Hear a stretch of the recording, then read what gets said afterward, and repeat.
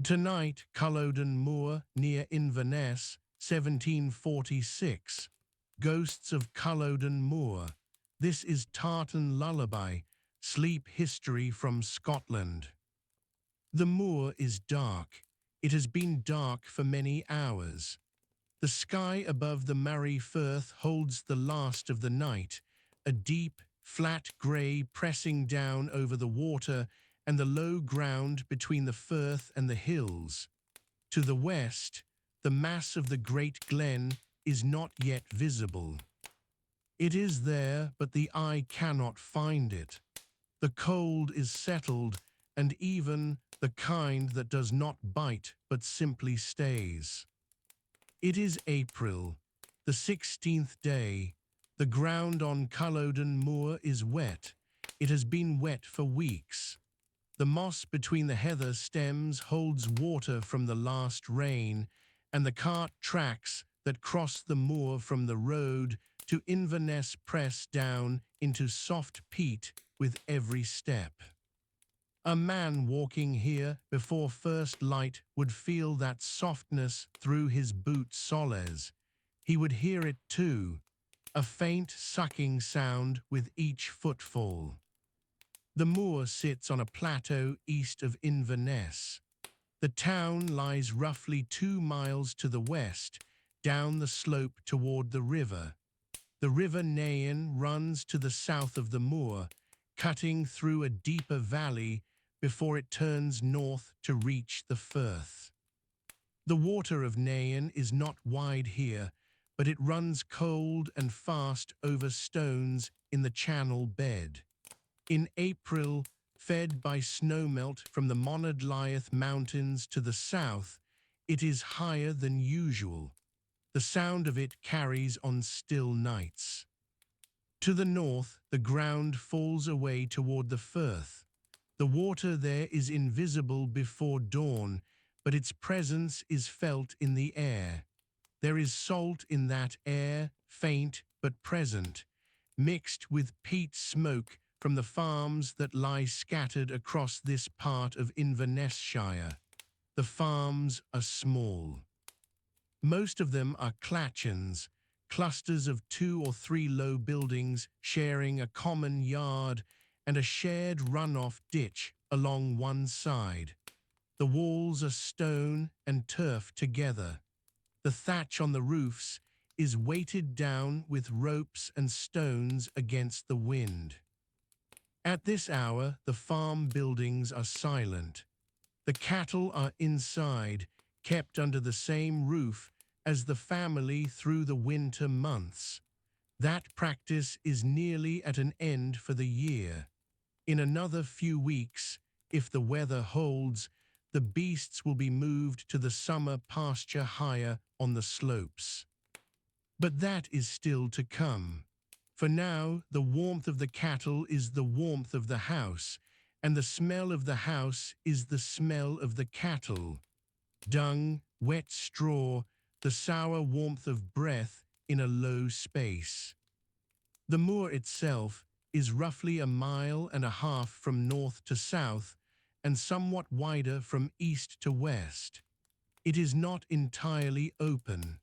There are enclosure walls crossing it in places, dry stone dikes built to separate grazing land from cultivated strips.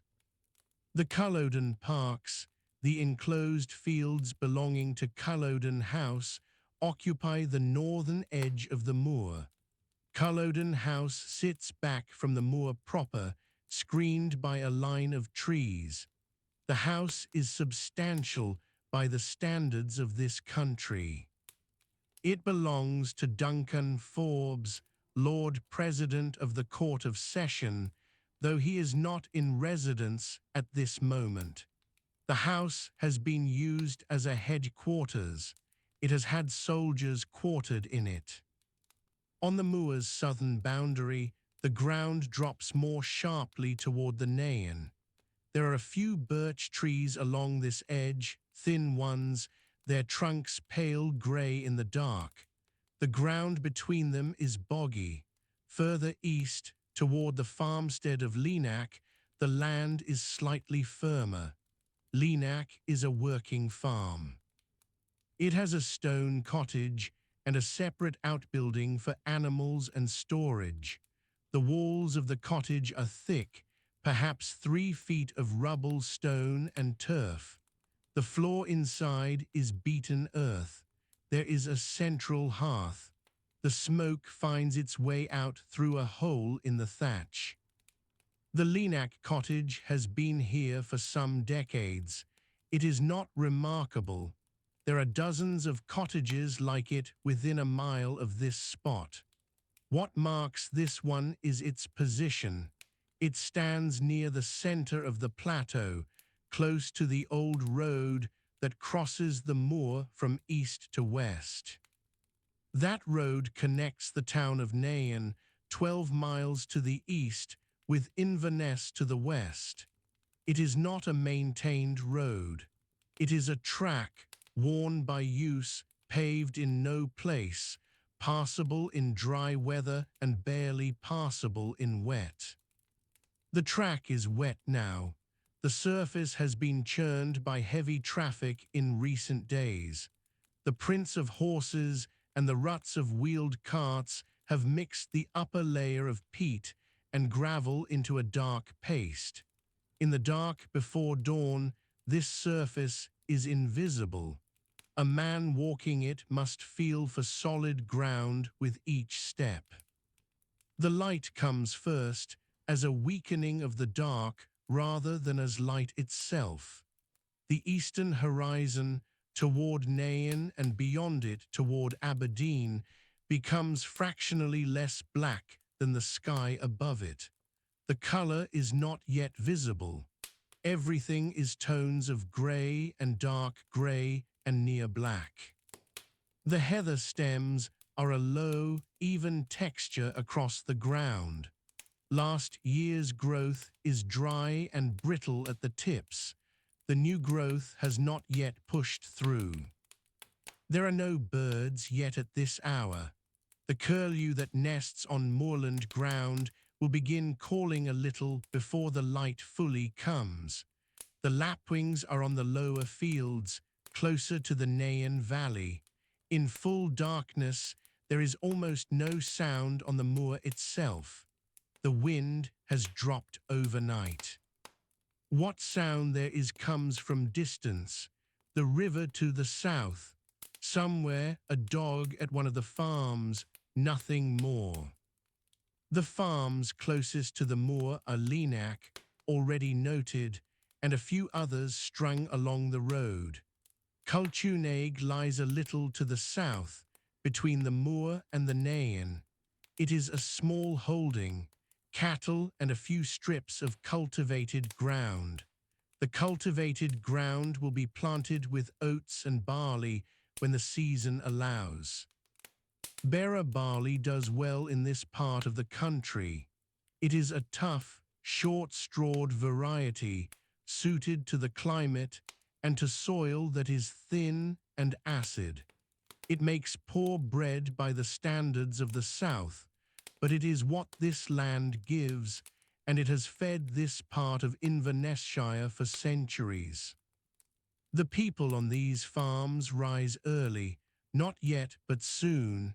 In the hour before dawn, they are still inside. The fire on the central hearth has been banked overnight, covered with ash to hold a slow heat. The first task of the morning will be to uncover it and build it back. Peat is the fuel.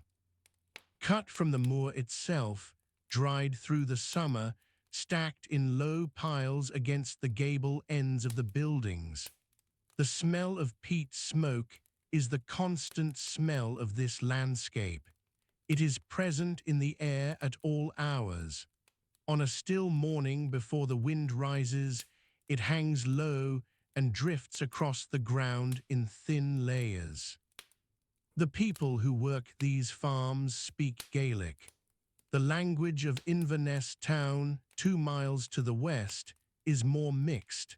Some English, some Gaelic, some Scots. But out here, on the farms east of the town, Gaelic is the first language of every household. It is the language in which the morning tasks are given and received, in which the cattle are called, in which the prayers before the day begins are said. English is known to some, used rarely, associated with authority, the courts, the landlord's factor, the military. The clothing of the people on these farms is plain and worn. The men work in coarse woolen cloth. The plaid is practical here, not ceremonial. A length of undyed or muted-colored wool, wrapped and belted, serves as both outer garment and, when needed, as a covering at night. The women wear linen shifts under woolen skirts. Both men and women go without shoes for much of the working year. Shoes are preserved for the road, for the market, for occasions that require them. Inverness Market is held weekly. In April, it draws sellers from a wide area. Cattle, hides, meal, fish from the Firth. The Firth yields herring when the season is right, and salmon from the river mouths. The River Ness, which flows from Loch Ness through the town, is a salmon river. The fishing rights belong to the town and to the landowners along the bank. The fish are cleaned and salted and packed in barrels for shipment south or across the water to continental markets. The town of Inverness in 1746 is a borough of perhaps 5,000 people. It has a castle, partly ruinous, on the ridge above the River Ness. It has a toll booth, a Mercat cross, a bridge of stone across the Ness. The main street runs from the bridge northward. The buildings on either side are a mix of stone and timber. Some are 3 stories. The ground floors of many are used for trade, a merchant's store, a meal booth, a tanner's workroom. The streets are unpaved. In wet weather they are deep in mud and in the waste from the houses above. The road from Inverness to the moor climbs eastward out of the town, passing through cultivated ground and then open pasture before reaching the plateau. It is 2 miles, as noted. A man on foot takes roughly half an hour. A horse, walking, covers it faster. The road is known. It has been used for years by people driving cattle to market, by the post rider who comes from Aberdeen twice weekly, by the tenants of the farms east of the town carrying meal and peats into Inverness on their backs or on the backs of small, shaggy ponies. The ponies common to this country are the Highland Garran. They are short and strong. They can carry loads over ground that would defeat a larger horse. They are kept on rough grazing, needing little supplementary feeding except in the worst of winter. At this time of year they are lean after the winter, their coats still thick and beginning to shed. The hair comes away in handfuls when they are groomed. Some of them will not be groomed. They will simply work as they are, rough and shaggy, until the summer coat comes through. The sky to the east is now perceptibly lighter. It is still not dawn. There is a line of paleness above the horizon, faint, more a cessation of darkness than a presence of light. The silhouette of the land begins to separate from the sky above it.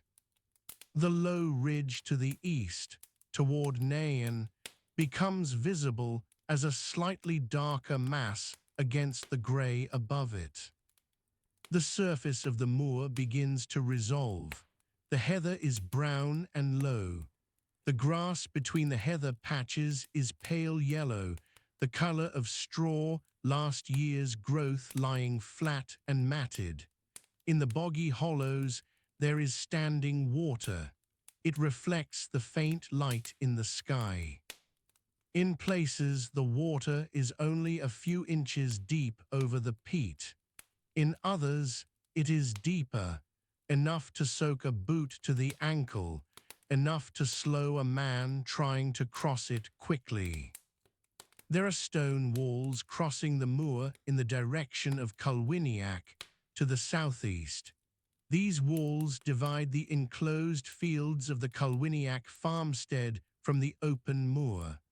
They are dry stone construction, the stones laid without mortar, the larger ones at the base and the smaller ones toward the top.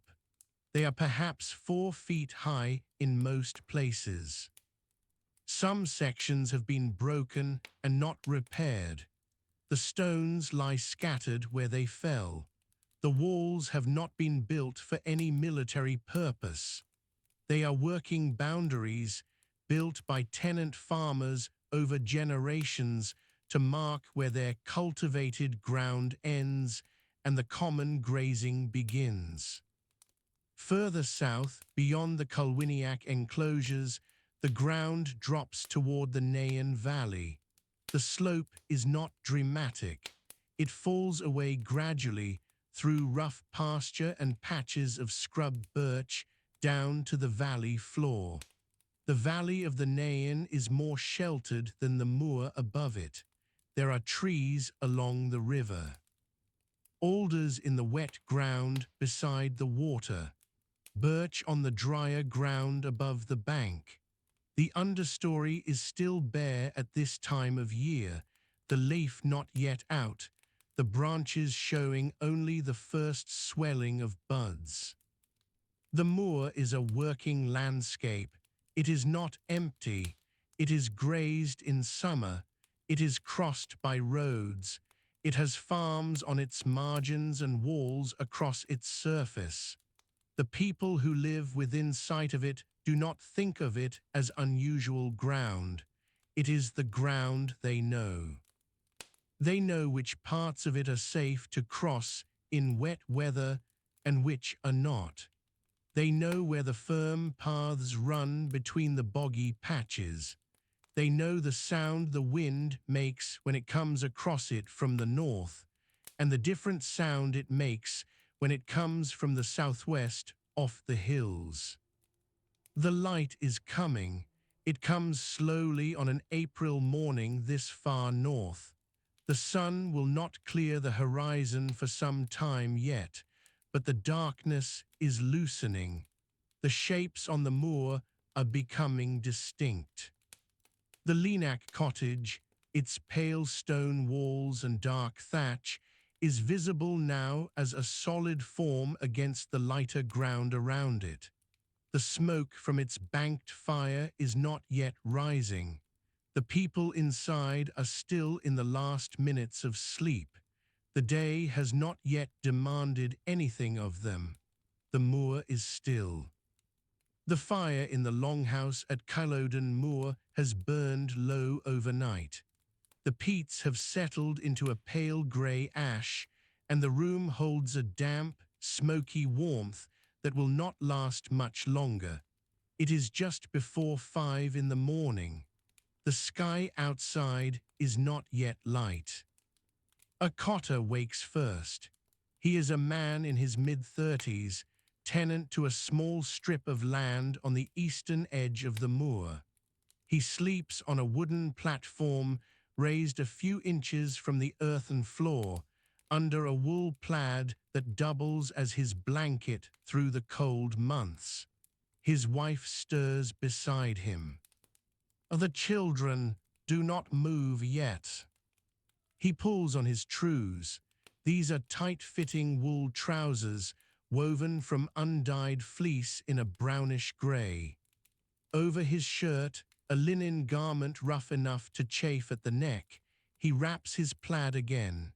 It is a large rectangular piece of wool, around 5 yards long, belted at the waist and draped over the left shoulder. On his feet he presses leather brogues, simple shoes of untanned hide stitched with a single seam, still damp from yesterday's work. He does not spend long dressing. There is no mirror. There is no need of one. His wife has already moved to the small iron pot suspended above the fire's remnants. She ladles out a portion of crowdy. This is a soft, fresh cheese made from the previous day's skimmed milk, sour and dense and cold.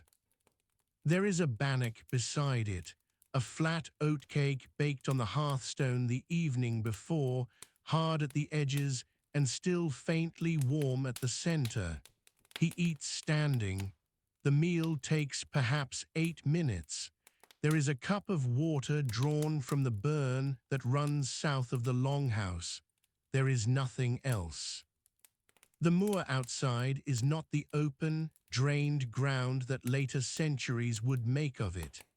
In 1746, Drumossie Moor, as it is also known, is largely wet bog and rough heather. The heather is still brown and brittle from winter. The ground holds water in shallow pools between tussocks of moor grass. Walking across it requires care. Boots sink at every third or fourth step. The cotter knows the firm paths, the lines of slightly higher ground where the peat is compacted enough to hold a man's weight.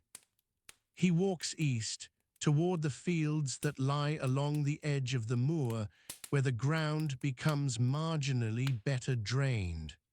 The walk is close to a mile. He carries a cascrome, a foot plough, over his shoulder. This is a heavy tool, essentially a long curved wooden shaft with an iron-shod toe at its lower end and a peg for the foot set into the shaft at an angle. It weighs around 20 pounds. He has carried it since the age of 17. The shaft is dark and smooth from years of handling. The strips of ground he works are narrow, perhaps 12 feet wide and 60 feet long. This is the runrig system. Each tenant holds scattered strips across the shared infield rather than one continuous block. The strips around the moor have not been ploughed since autumn. The ground is still clodded and cold. He sets the iron toe of the cascrome into the earth, drives his foot onto the peg, and turns the sod by leaning back on the shaft. He does this rhythmically. A practiced man with a cascrome can turn roughly a quarter of an acre in a day. Half a mile to the north, in one of the stone and turf farm buildings closer to the road that passes toward Inverness, a blacksmith is also waking. His name is not recorded. He is one of several tradesmen who serve the cluster of farms and small estates around the moor.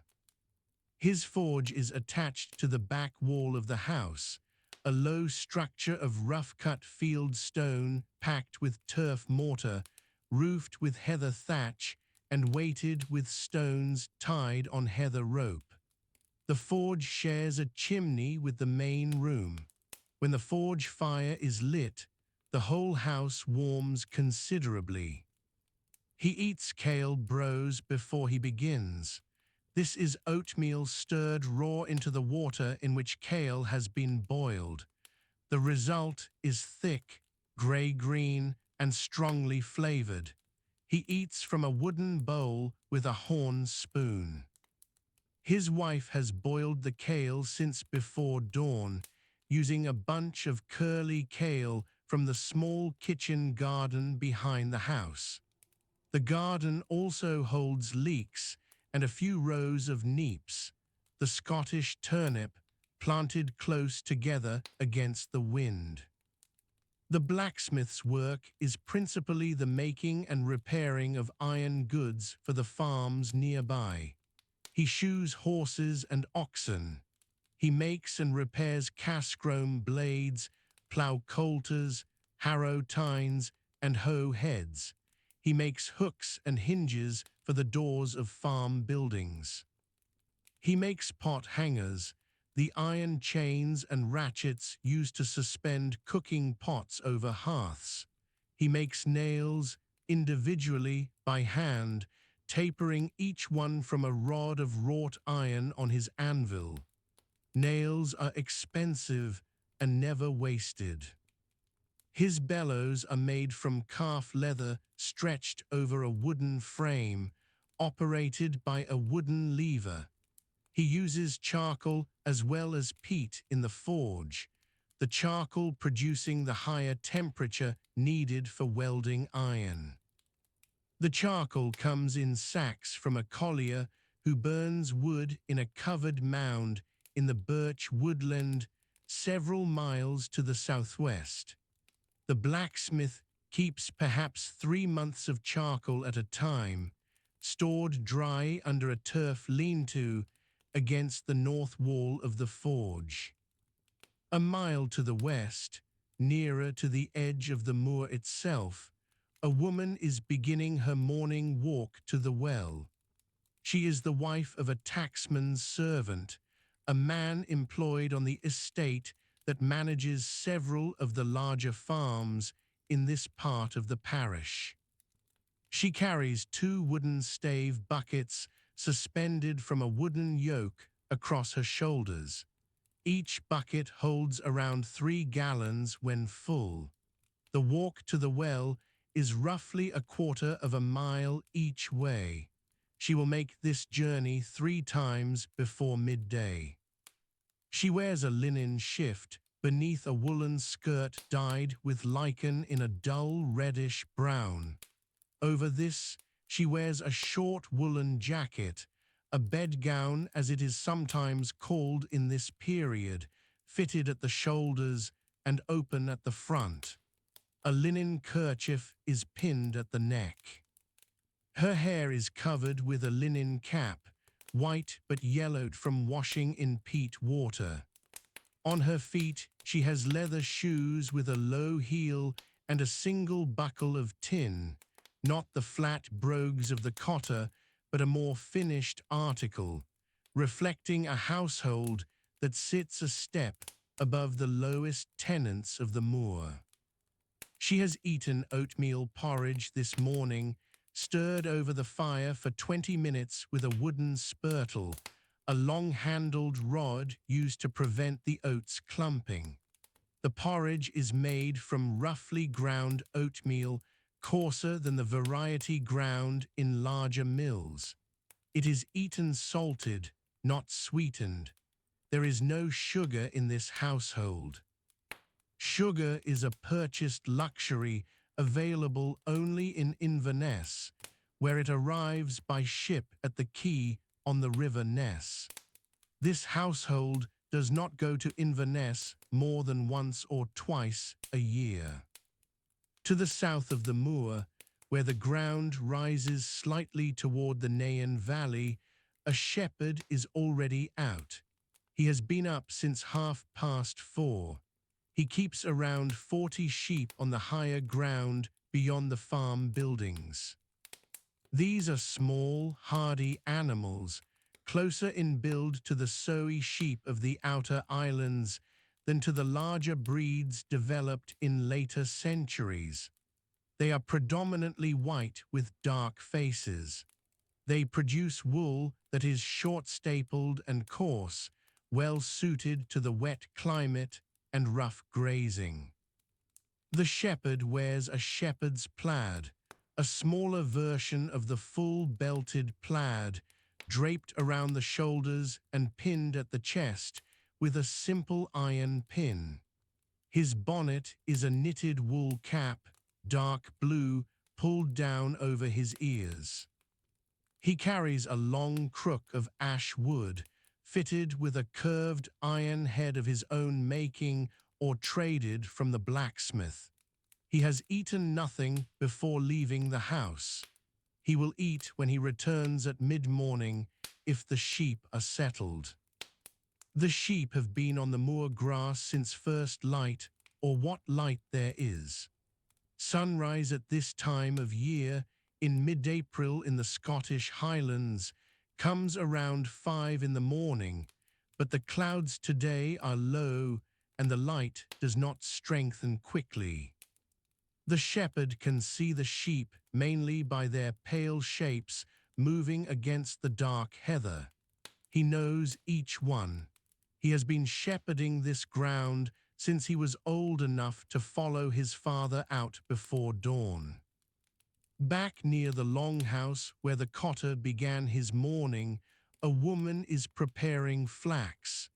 She is a neighbor, the wife of another cotter whose strip of land lies adjacent to the first. She has a small bundle of retted flax, stalks of the flax plant that have been soaked in water for several weeks to loosen the fibers from the woody core. The bundle has been drying on the thatch for the last 4 days. It is now brittle and pale. She works it through a wooden brake, a hinged board that breaks the woody stem without cutting the long fibers.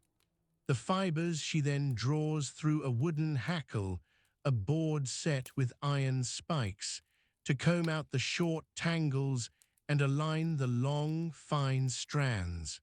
What results is called line flax, ready for spinning. She spins it on a wooden drop spindle, a smooth-turned rod with a weighted disc, twisting the fibers into a fine thread as she walks about her morning work.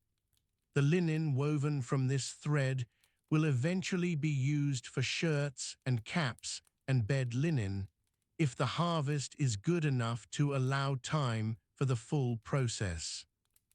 A mile to the northeast, where the road toward Nairn passes along the edge of the moor, a miller's boy is opening the sluice gate at a small grain mill. The mill sits on a narrow burn, not much more than a stream, that drains off the higher ground to the south. It is a horizontal wheeled mill, a click mill in the local name, with a simple turbine of wooden paddles set horizontally in the flow of water, rather than the large vertical wheel seen in the larger mills of the lowlands. This type of mill is common throughout the Highlands and Northern Islands. It grinds perhaps 2 or 3 bowls of grain in a day. The miller's boy is perhaps 13 years old. He lives in the mill house with the miller, his father, and 2 younger sisters. This morning he has eaten a bowl of Berra bannocks with buttermilk. Berra is a 6-road barley, an ancient grain variety grown throughout the Scottish Highlands because it tolerates the short growing season and the acidic soils. It is hardier than common barley and can ripen in as little as 90 days from sowing. The bannocks made from Berra meal are darker and denser than those made from oat flour and have a slightly bitter flavor. He opens the sluice with a wooden paddle mechanism, and the water rushes down the carved wooden lade, the channel that carries the flow from the burn to the mill wheel below. He can hear the stones begin to turn.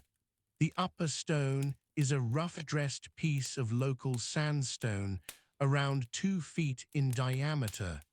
The lower stone is fixed. The gap between them can be adjusted by raising or lowering the spindle that connects the horizontal wheel to the upper stone. His father adjusts this gap by feel, running the ground meal between his fingers until the texture is right. The first grain to be ground today is oats, brought in a sack the previous evening by a cotter from a farm to the south. The oats have been dried in a small kiln, a low stone structure with a perforated iron plate set over a slow peat fire to prevent mold and to make the husks easier to remove. They arrive at the mill already kiln-dried and roughly winnowed, the chaff blown away by hand on a winnowing board in the farmyard. The miller takes his payment in kind, a portion of the ground meal, the multure, deducted from each batch he grinds. This is a legal obligation for the tenants of most Highland estates in this period. They are restricted to grind at the estate mill and to pay the multure to the miller. While the mill turns, the boy sweeps the stone floor of the mill room. Meal dust settles on everything. It coats the wooden beams and the stone walls. The room smells strongly of oat flour, a warm, faint sweetness that fills the low space entirely. Outside, the burn runs cold and quick, with the April snowmelt coming off the high ground to the south. The sound of the water mixes with the grinding of the stones into a steady, unhurried rhythm that carries across. The frost has not yet left the ground. It is early April, and the moor stretches out flat and grey in the morning light. The heather is brown and low, pressed down by a winter that has only just begun to loosen its grip. To the east, the Murray Firth is a pale line on the horizon. To the west, the hills above Inverness hold the last of the snow on their upper slopes. The men who work this land rise before the light. They sleep in low turf-walled houses called black houses by those who come from the south. The walls are thick, packed tight with earth and stone. There are no chimneys. The smoke from the central hearth finds its way out through a hole in the thatch, or it does not find its way out at all and settles instead just below the roof line. The cattle are kept at one end of the building. The family sleeps at the other. The warmth of the animals carries through the night, and that warmth matters in April on Culloden Moor. The main work of this land is farming. It is not farming in any modern sense. There are no large enclosed fields. The land around the moor is worked in long, narrow strips called rigs. Each rig is raised slightly above the ground on either side, so that water drains away into the furrows between them. The rigs are not straight. They curve in long, shallow arcs shaped by the turn of the plough over many seasons. From above, they would look like the ridged back of some great sleeping animal. The plough itself is the most important tool on the moor. It is a heavy wooden implement fitted with an iron share at the tip. The share is the part that cuts into the earth. It is made by a blacksmith, and it dulls quickly in this stony ground. A good ploughman knows by the feel of the handles when the share needs to be taken back to the smith. The plough is pulled by a team of oxen, usually 4 of them, sometimes more if the ground is particularly hard. Horses are used in some places, but oxen are more common here. They are slower, but they are stronger, and they are less expensive to keep. The ploughman walks behind the team. He holds the 2 long wooden handles of the plough and leans into it to keep the share at the right depth. The soil here on the eastern edge of the moor is dark and heavy. It turns in long, wet ribbons as the share moves through it. The sound is a deep, tearing sound, low and constant, broken only by the snort of the oxen and the creak of the wooden yoke. The ploughman calls to his team in Gaelic, short, firm words, the same words his father used and his father before him. Behind the ploughman, a second person follows, often a woman, sometimes a child. They carry a long-handled wooden implement called a mallet, or sometimes a heavy clod-breaking hoe. As the plough turns the soil and leaves it in rough, uneven clumps, the person following breaks those clumps apart. This is called clod breaking, and it is slow, repetitive work. The rhythm of it is steady. A step forward, a blow, another step, another blow. The mallet rises and falls. The broken soil falls back flat and dark. The smell of it is strong, a wet mineral smell that sits at the back of the throat. The rig system means that each family on the moor works several strips of land, scattered across different parts of the infield. The infield is the land closest to the settlement, the land that is worked every year and kept in continuous cultivation. Further out is the outfield, which is used for grazing and sometimes broken up for a season of crops before being rested again. The boundary between infield and outfield is not always clear. It shifts over time as families take in new strips or let old ones go. The main crops on Culloden Moor in this period are berra and oats. Berra is a type of barley, an ancient variety, short-stalked and hardy. It grows well in poor soil and in short seasons. Oats are planted in the slightly better ground of the infield. Both crops are sown by hand. The sower walks the rig with a linen sheet tied around their body, forming a wide pouch at the front. The grain sits in the pouch. The sower reaches in, takes a handful, and broadcasts it in a wide, sweeping arc. The motion is practiced and even. The grain falls in a broad fan across the turned soil. After sowing, the seed must be covered. A wooden harrow is dragged across the rigs by a single ox or a horse. The harrow is a heavy frame set with iron or wooden teeth. It drags through the loose soil, pulling it over the seed and breaking up any remaining clods. The sound of the harrow moving over the ground is a dry, scraping sound, lighter than the plough, quicker. The teeth catch on stones and roots, and the person leading the animal must stop and free them. This happens many times in a morning. Further along the moor, closer to the water meadows near the Nairn River, the ground is softer. Here men are cutting drainage channels with long-bladed spades. The spades have a narrow, pointed blade, well suited to cutting through wet, fibrous soil.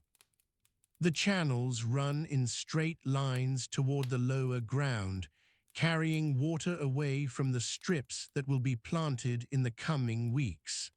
The cut earth is piled on either side of the channel. It will dry and settle, and in time, grass will grow over it. The work is wet and cold. The men's boots, made from untanned hide stitched with leather cord, are soaked through by mid-morning. There is a small mill on the south side of the settlement, set where a burn comes down off the higher ground and runs fast enough to turn a wheel for most of the year. It is a horizontal mill, sometimes called a Norse mill, simple in its design.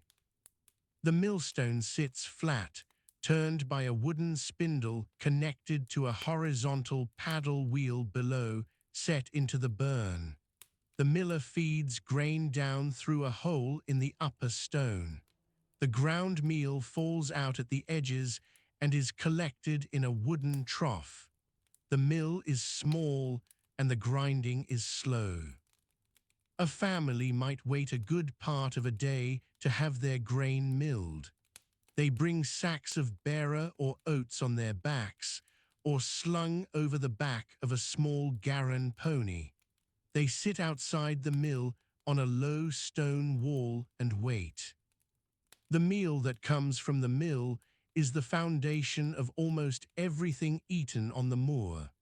It is made into porridge, cooked over the central fire in a large iron pot.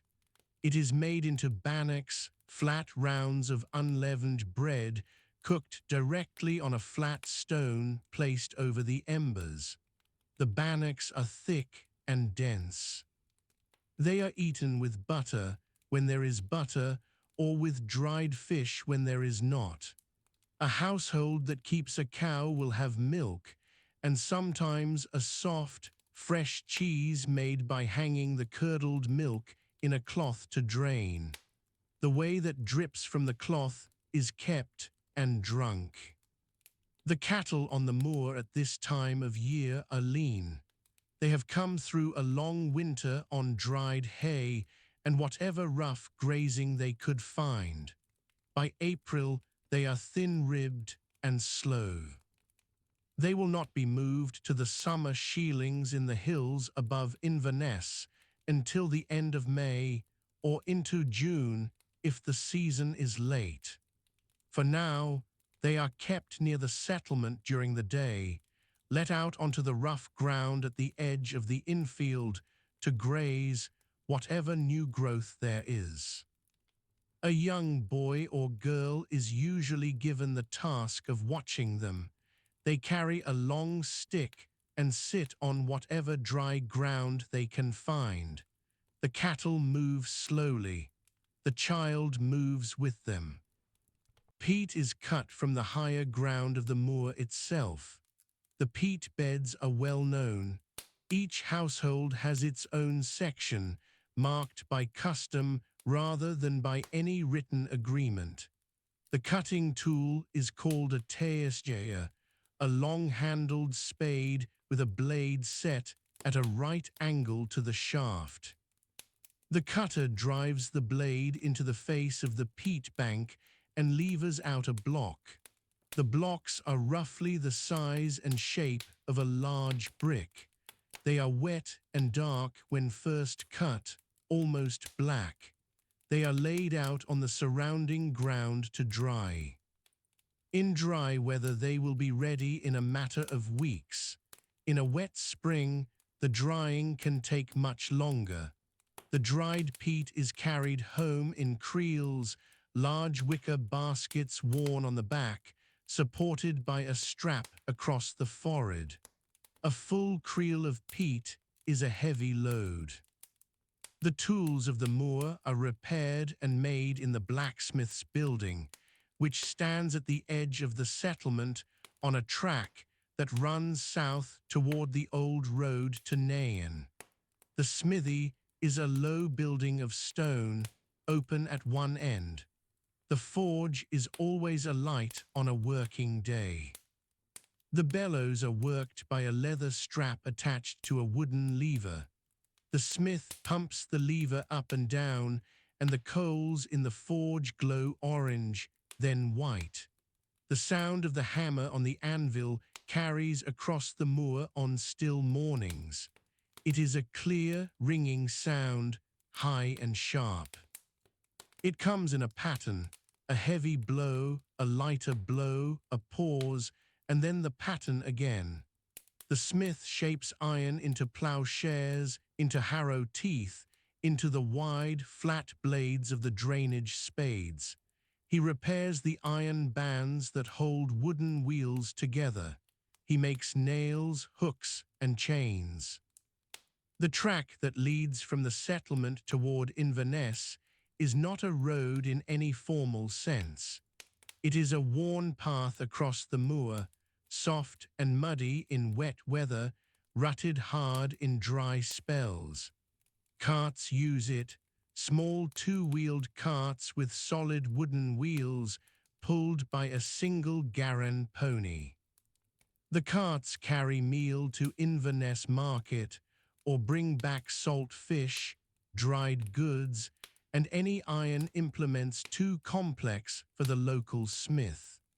The market at Inverness takes place on the High Street, which runs down from the old castle toward the river. Farmers from the moor and the surrounding countryside bring their goods in on market days, usually twice a week. The women of the settlement are not separate from this work. They do a great deal of it. They sow the grain alongside the men. They carry the peat. They tend the cattle. They also spin and weave. The spinning wheel used here is a small, upright wheel called a muckle wheel in some parts of the country. It is used to spin the wool from the household's small flock of sheep. The sheep on the moor are small, hardy animals, short-legged and thick-coated. Their wool is coarse but warm. The spun yarn is woven on a simple wooden loom set up inside the black house. The weaving produces a plain, heavy cloth. It is used for clothing and for bedding. The cloth is not dyed in most households. It keeps the natural grey-brown color of the sheep's wool. The clothing worn by the people working the moor is plain and practical. The men wear a linen shirt long enough to tuck into a belted plaid. The plaid is a large piece of woven wool cloth, about 5 feet wide and 12 feet long. It is wrapped around the body and belted at the waist. The lower half hangs as a kind of kilt. The upper half can be wrapped over the shoulder or pulled up over the head in rain. The women wear a long linen dress called a sark with a wool wrap pinned at the shoulder. Both men and women go barefoot in this season or wear rough hide shoes called brogues. The shoes have no heel. They are cut from a single piece of hide and stitched with a strip of the same material along the top. By mid-morning, the light has strengthened and the frost has gone from the ground near the settlement, though it lingers still in the shadow of the peat banks on the high ground. The ploughing teams have been working for 3 hours. The oxen are slow and steady. The ploughman's breath rises as steam in the cold air. The rigs stretch out behind him, turned and dark. The harrow moves behind, dragged by the lighter horse. Further across the moor, the sound of the smith's hammer rises and falls. The burn below the mill runs fast and cold. The mill wheel turns. The fire in the center of the floor had been burning since before dawn. It was built from peat cut in the summer and stacked against the outer wall to dry. The smoke rose slowly and found its way out through a hole left in the thatch above. There were no windows, or very nearly none. What light came in during the day arrived through the low doorway or through gaps in the stone. The houses on the moor near Culloden in 1746 were called black houses, though the people living in them used no such name. They were long, low structures built from 2 parallel walls of dry stone, each wall perhaps a metre thick, with the gap between them packed with earth and rubble for warmth. The roof sat on the inner wall, not the outer, so rain collected on top of the rubble fill and drained away rather than running inside. The thatch was barley straw or heather, weighted down with stones tied on lengths of twisted heather rope. A family's house might measure 12 meters long and 5 meters wide inside.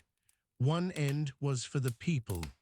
The other end, separated by nothing more than a low stone partition or a piece of hanging cloth, was for the cattle. A cow or two, perhaps a few sheep, would be brought inside for the winter months. Their body heat helped warm the space. The smell of animals and peat smoke and damp wool was simply the smell of home. The floor was bare earth, packed hard by years of use. In some houses, flat stones had been laid near the hearth to keep the fire from spreading and to give a firmer surface for cooking. There were no floorboards. There was no ceiling.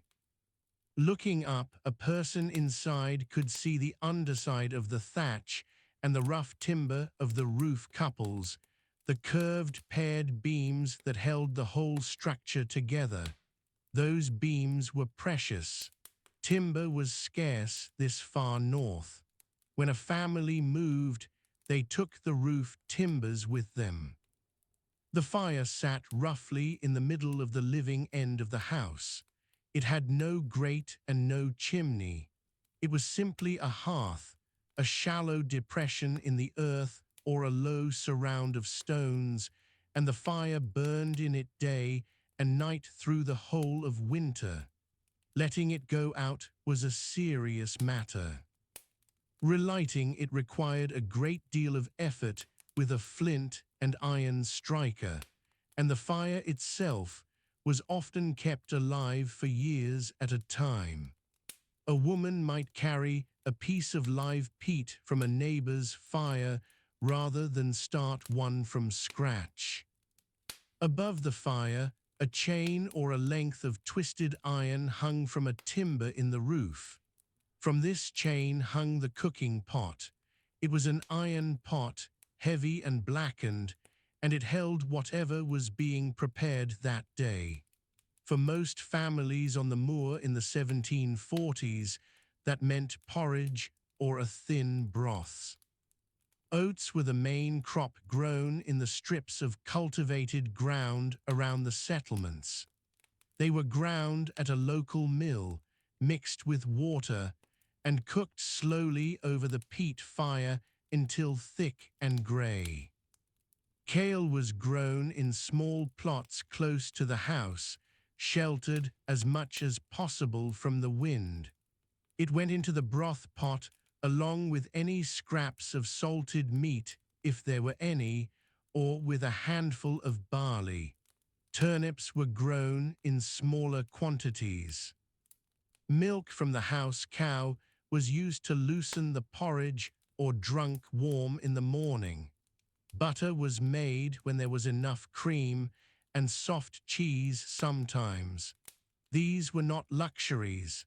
They were the ordinary provisions of a family getting through a winter. Bread in the English sense, leavened and baked in an oven, was not a common feature of this household. Flat bannocks were made from oat flour mixed with a little fat and water, patted into rounds, and set on a flat iron griddle placed over the fire. They cooked quickly and were eaten the same day. They were hard and plain, and they were what there was. A family might eat twice a day, once in the morning and once in the evening, with the main work of the day falling between those two meals. Salt was essential, and it was not always easy to obtain. It was used to preserve butter, to salt down meat in the autumn when an animal was killed, and to cure fish when fish could be had. The River Nairn ran not far from the moor, and the Murray Firth was within a few miles' walk. Salmon came up the Nairn in season and could be taken by net or by spear in the shallower stretches. Herring from the Firth were salted in barrels and were a reliable winter food for those who could get them. Furniture inside the house was sparse. There was no tradition of fine joinery in these settlements. A family might have a wooden chest for storing meal, a low stool or two, and a sleeping platform built from rough timber against the wall. This platform, called a box bed in some parts of Scotland, might have a simple wooden frame with heather or straw stuffed beneath a covering of rough woven cloth.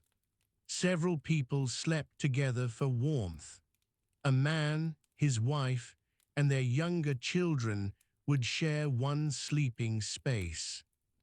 Older children and any adult relatives living in the household would find their own corner or sleeping ledge. Clothing was stored in the chest or hung from wooden pegs driven between the stones of the wall. A woman's everyday dress was a length of plain woolen cloth, usually undyed or dyed with local plants to produce browns and muted yellows and greens. She wore a linen shift beneath it close to the skin. A plaid, a large piece of woven wool, was wrapped around the upper body and pinned at the shoulder.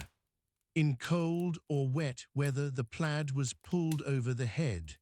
Feet were often bare inside the house. Outside, a woman might wear simple leather shoes or brogues made from untanned hide with the rough side facing out. A man on the moor in 1746 wore a shirt of undyed linen, a belted plaid of woolen tartan, and on his feet the same rough hide brogues.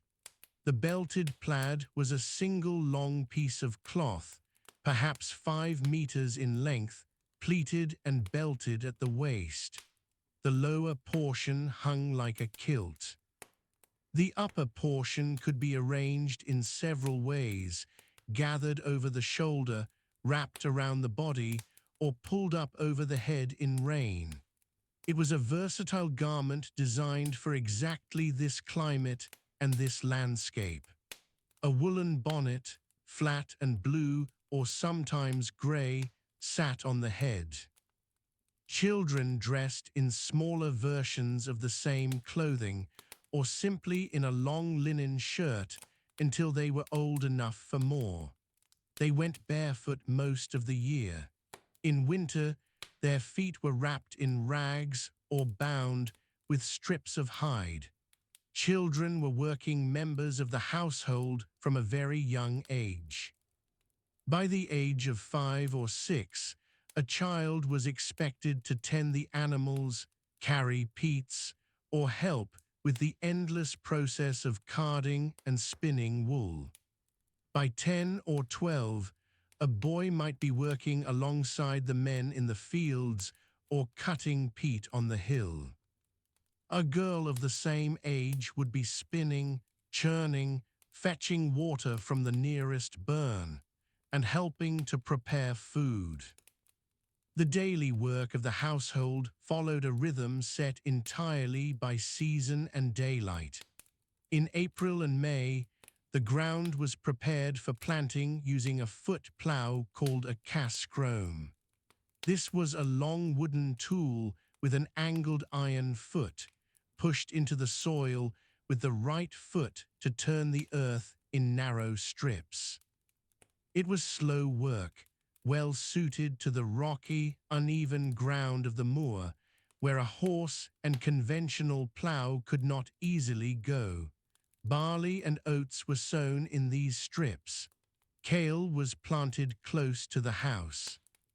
Through summer, the cattle were moved to higher ground, to the sheilings, the temporary grazing lands on the hill slopes above the settlement. Women and older children went with them, living in small temporary shelters built from turf and stone while the cattle grazed. This was a regular part of the year, not an unusual arrangement. The summer sheiling gave the lower ground around the settlement time to recover and allowed the cattle to build condition before winter. The milk produced on the sheilings was made into butter and cheese carried back down in late summer. August and September were for harvesting. The oats and barley were cut with a short-handled iron sickle. They were tied into sheaves and left to dry before being carried in.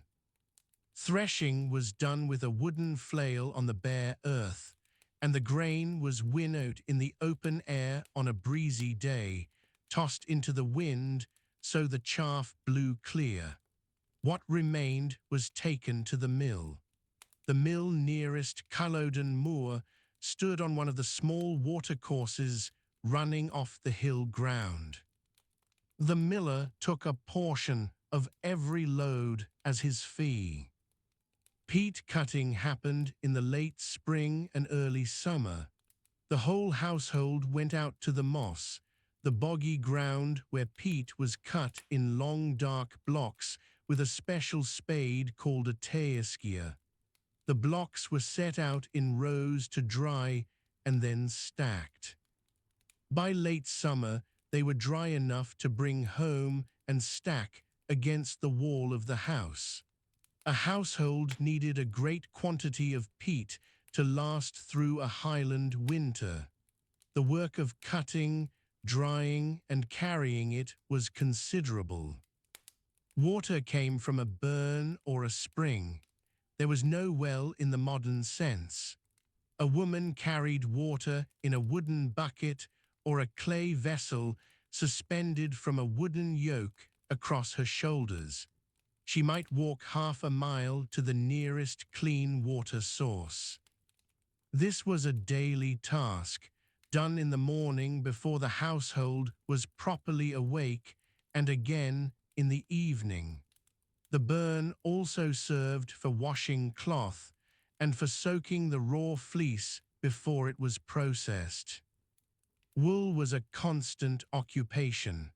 A household with sheep had fleece to card and spin through the long dark evenings. Carding was done with two flat wooden paddles set with wire teeth, drawing the raw wool into soft rolls ready for spinning. Spinning was done with a spindle and whirl, the weighted drop spindle that a woman could carry and use while walking, while watching the cattle, while sitting in the last of the daylight outside the door. The resulting yarn was woven on a simple loom, a wooden frame set up inside the house. The cloth produced was coarse and heavy, and it lasted a long time. The house had very little in the way of iron tools beyond the cooking pot, the griddle, the cast-chrome foot, and whatever cutting tools the man of the house owned. An axe, a knife, a sickle. These were expensive relative to the income of a crofting family, and they were maintained with care. Wooden tools were made at home from whatever timber could be found or traded. The wooden handles of everything, the buckets, the spades, the churns, were the work of the household's own hands or a local craftsman trading for food. Light after dark came from the fire and from simple rush lights. A rush light was made by soaking the dried pith of a common rush in animal fat or tallow and then burning it in a small iron clip holder.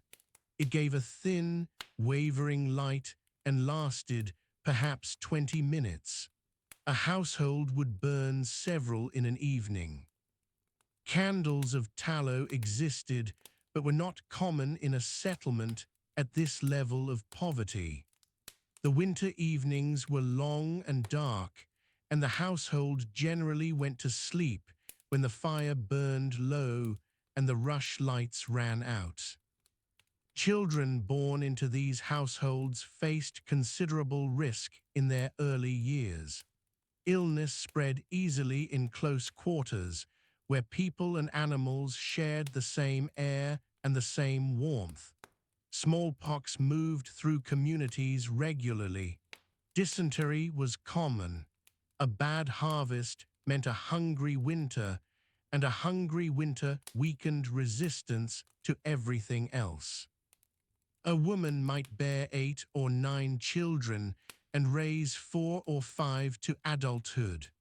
This was not remarkable. It was ordinary life on the moor. The older people of the household held knowledge that had no written form. They knew which plants on the moor could be used for medicine, which berries were safe, where the ground was soft enough to swallow a man in winter. They knew the rents that were owed, the boundaries of the strips that belonged to each household, the names of every hill and stream and boggy hollow within walking distance. This knowledge was passed in conversation, in the long evenings, in the work of the day itself. By April of 1746, the households on and around the moor were already under strain. The winter had been hard, and the harvest of the previous autumn had not been generous. Men had been away from their crofts since the previous summer, called out by their clan chiefs to join the army marching south. The women and older children had managed what they could. The cattle needed tending, the peats needed carrying, the porridge pot still needed to be filled each morning. Life on the moor moved at its own. The ground is frozen in early February. The cattle stand close together near the dikes of Culloden Township, and the smoke from the longhouses rises straight up into the still air. There is no wind this morning. There is only the cold and the quiet, and the faint sound of ice cracking along the edges of the Nairn as it moves through the valley below. The people of this parish knew the moor as a working place before they knew it as anything else. Culloden Moor in 1746 was not empty land. It was divided into strips and rigs, farmed in the old run-rig fashion, shared out among the tenants of the estate. The soil was thin and peaty in places, better drained on the eastern slopes, and the rhythm of work upon it was set by the seasons more than by any clock or calendar. The nearest town of any size was Inverness, roughly 5 miles to the west along the road that followed the river. Inverness was the market town for this whole district.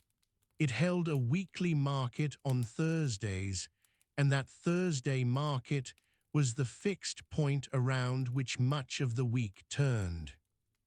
Tenants and cotters from the farms around Culloden would walk the road into town before dawn, carrying whatever they had to sell, arriving as the stalls were setting up along Church Street and the old market ground near the toll booth. What they brought in would have been modest: a basket of eggs, a small quantity of oatmeal sold against a debt, perhaps a length of coarse woolen cloth woven through the winter months by the women of the household. Live poultry was common, a pig if a man was doing better than usual. Salt fish moved back and forth between the coastal traders and the inland farms, and the smell of it was part of the character of any market day in the north.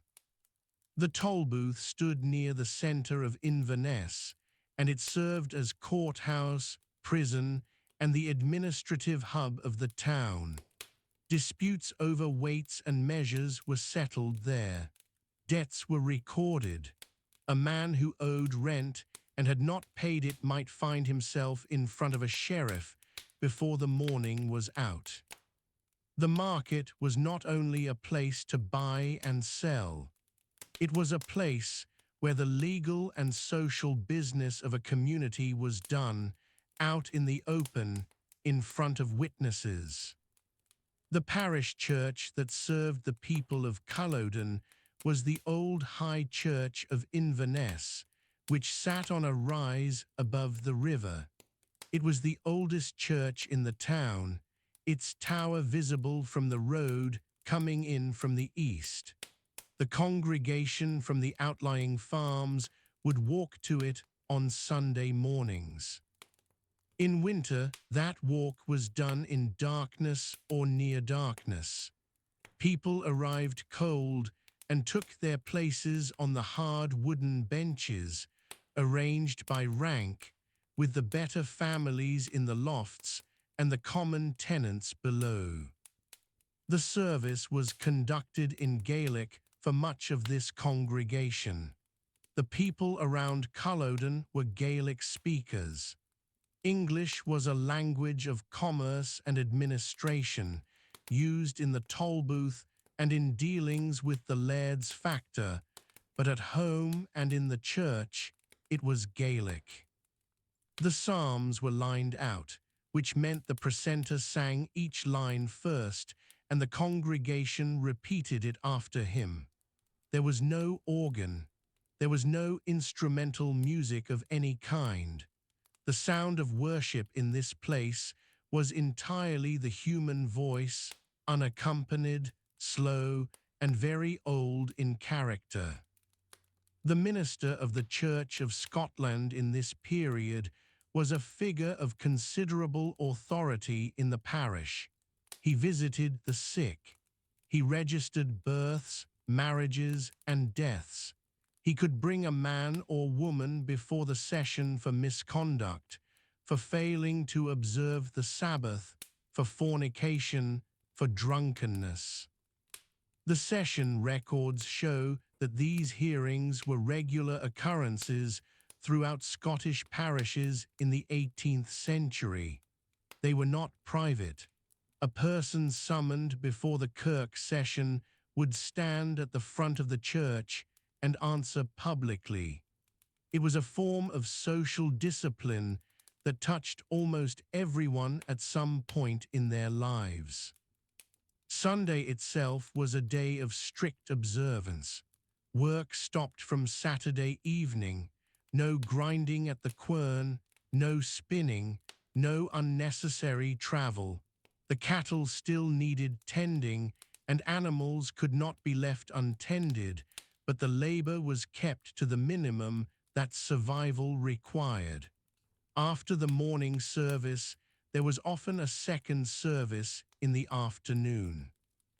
The time between them might be spent in quiet conversation outside the church, or in walking home and returning.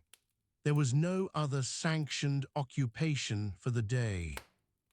The feast days of the Church of Scotland at this time were few. The Presbyterian Church had stripped away most of the old Catholic calendar at the Reformation and had not replaced it with much. Christmas was not celebrated in any formal sense. The date passed largely without ceremony. New Year, which the Scots called Hogmanay, was a different matter. That was a genuine communal occasion rooted in older custom. Fires were lit, whiskey was passed. The first-footing tradition in which a visitor bringing gifts was welcomed into the house after midnight was already established in this part of Scotland by the mid-18th century. Candlemas fell on the 2nd of February and was observed in a quiet way. It marked the midpoint of winter. In the farming calendar, it was associated with the first stirrings of the season, a time to assess how much grain remained in store and whether the household would make it through to the first new growth. The cattle were thin by February. The hay put up the previous autumn was running low. The people were careful with everything they had. Beltane came on the 1st of May and was still observed in the Highlands in 1746, though in forms that the church found uncomfortable. Fires were lit on the hilltops. Cattle were driven between the flames to purify them before being sent to the summer pastures. This was the movement to the sheelings, the high summer grazings up on the moorland above the valley farms. The young women of the household went with the cattle to the sheelings and stayed there through the summer months, making butter and cheese, sending it back down to the farm in whatever vessels they had carried up. The sheelings near Culloden were on the higher ground to the south and east, beyond the moor itself. They were simple stone and turf structures, barely more than shelters. The women slept in them from May until August or September, depending on the weather. It was hard work. The milking was done twice a day, the churning was laborious, and the isolation was complete. But the shealing season was also remembered as a time of songs and stories, of freedom from the stricter routines of the main farm, and of a particular kind of community among the women who worked there together. The harvest was the most important communal moment of the farming year. Oats were the main crop on the land around Culloden. Barley was grown as well, particularly for use in brewing. The oats had to be cut with sickles, gathered into sheaves, stooked to dry, and then carried in before the autumn rains came. Every hand was needed. Neighbors worked each other's rigs in turn, moving from one farm to the next until all the grain was in. This mutual labor was not charity. It was a system, and it was expected. A man who failed to send his people to help his neighbors at harvest time would find no one willing to help him in return. The grain was then dried in a kiln before it could be ground. Small stone kilns stood near the farms, and the grain was spread over a perforated floor with a fire below. Getting the heat right was skilled work. Too little and the grain stayed damp, too much and it scorched. The meal ground from properly dried oats kept through the winter. Poorly dried grain would go moldy in the sack. The mill for grinding was usually held by the estate. The tenants were bound by their leases to use the laird's mill, a system called thirlage, and they paid a proportion of their grain as the multure, the miller's fee. The mill on the Culloden estate sat on the Nairn below the moor. It was a watermill, and in summer when the river was low, it sometimes could not operate. The tenants then had to wait, or carry their grain to another mill, or use a hand quern, which was technically against the terms of their lease, but was done anyway when necessity required it. The Culloden estate at this time was held by the Forbes family. Duncan Forbes of Culloden had died in 1747, but in early 1746 he was still living, the Lord President of the Court of Session, the most senior judge in Scotland. He was a prominent man, and his house, Culloden House, stood about a mile northeast of the moor. It was a substantial building by the standards of the region, with formal grounds and an approach lined with trees. The tenants of the estate would have known the house well. Rents were paid there. Disputes were sometimes settled there. The factor, who managed the estate's day-to-day affairs, was a figure they dealt with regularly. The tenants themselves lived in longhouses, called blackhouses in the older style, though that term was more common further west and north. The walls were stone, roughly coursed, with turf piled against the outside to insulate against the wind. The roof was thatched with heather or straw, weighted down with stones or ropes. The floor was earth.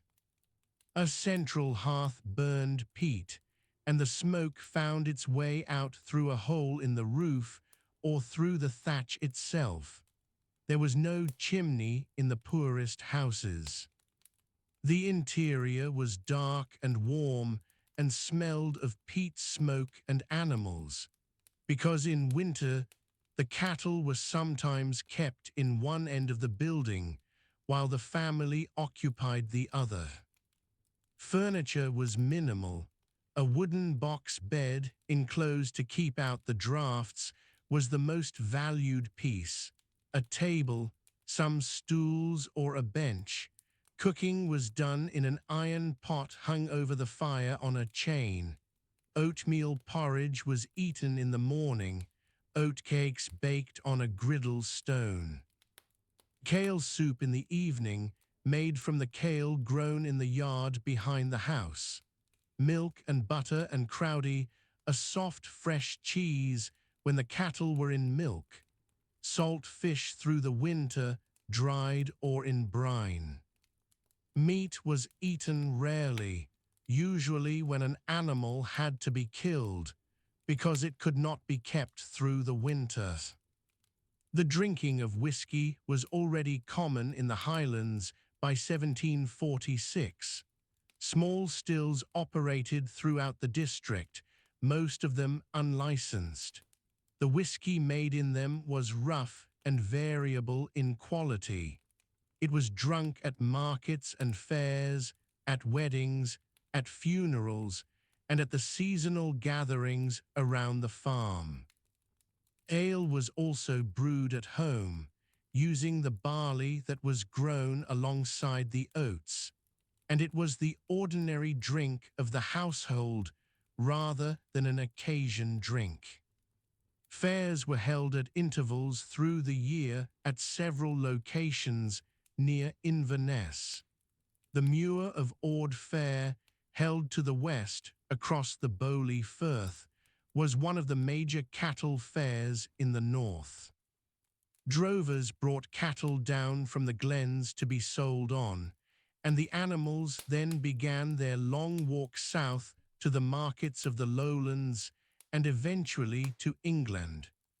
A tenant who had a beast to sell would drive it to the fair himself, or send it with a neighbor who was going anyway. The money from the sale might cover the rent for that year. It might not be enough. The droving season brought movement through the landscape that was unusual at other times of year. Strings of black cattle moving along the drove roads, the drovers walking alongside them, spending nights in the open or in rough shelters. The drove roads crossed the moor.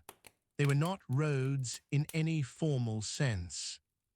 They were simply routes worn into the land by long use, following the ridges and the dry ground where possible, avoiding the bogs.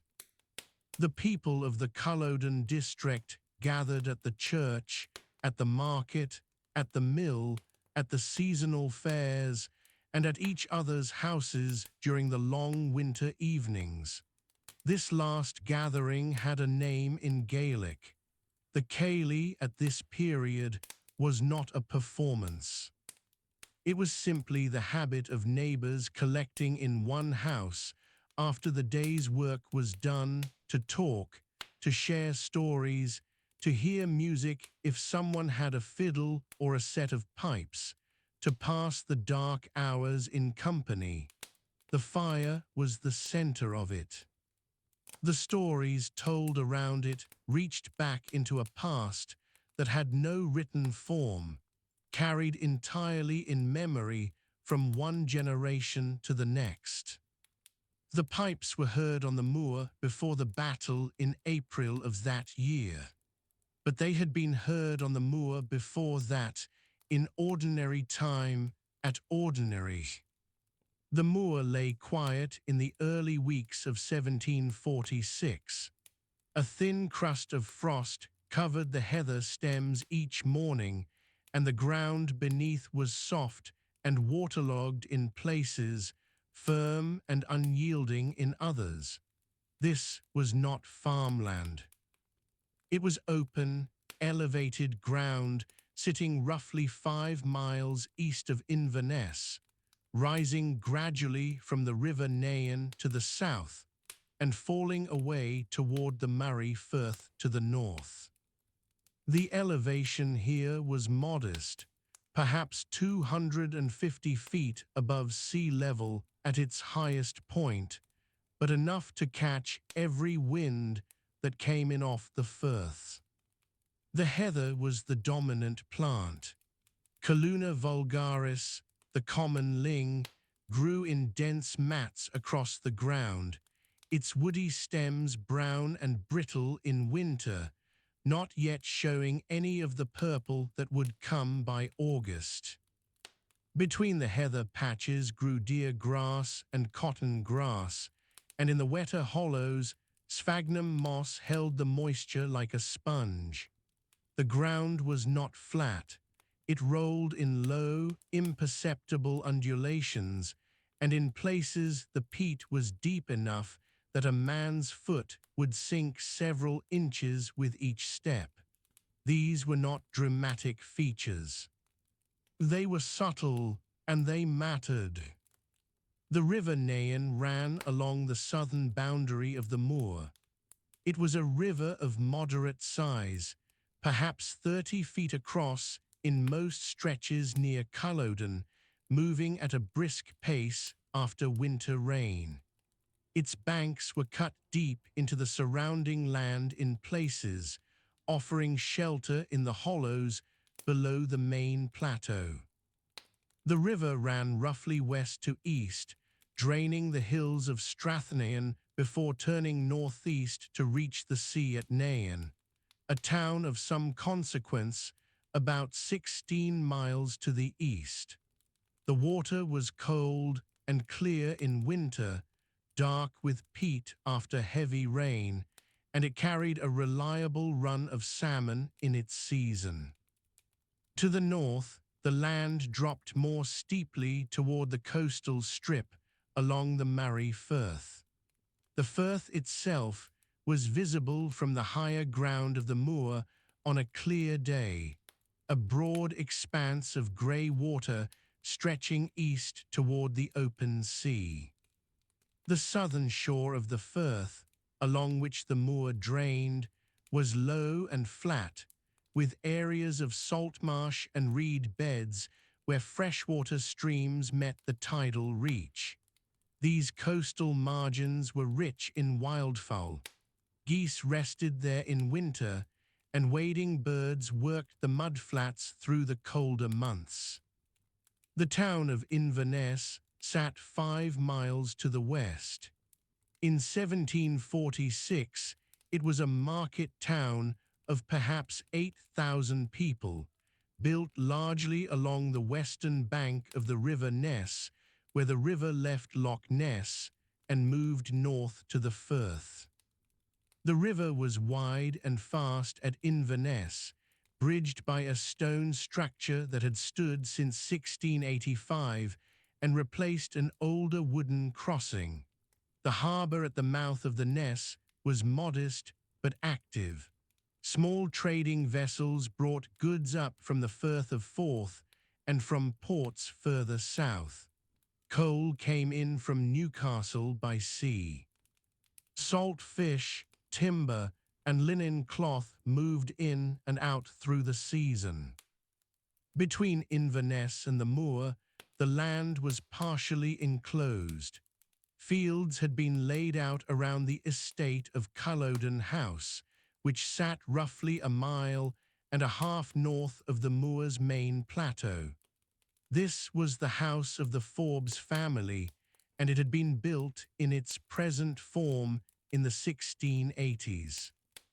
The ground around it was managed, drained in places, and given over to rough pasture and some cultivation. Kale and barley were the main crops grown on this ground. Oats were grown too on the better drained soils, but the land was never generous and yields were modest. The estate itself occupied a strip of ground between the open moor and the coastal plain.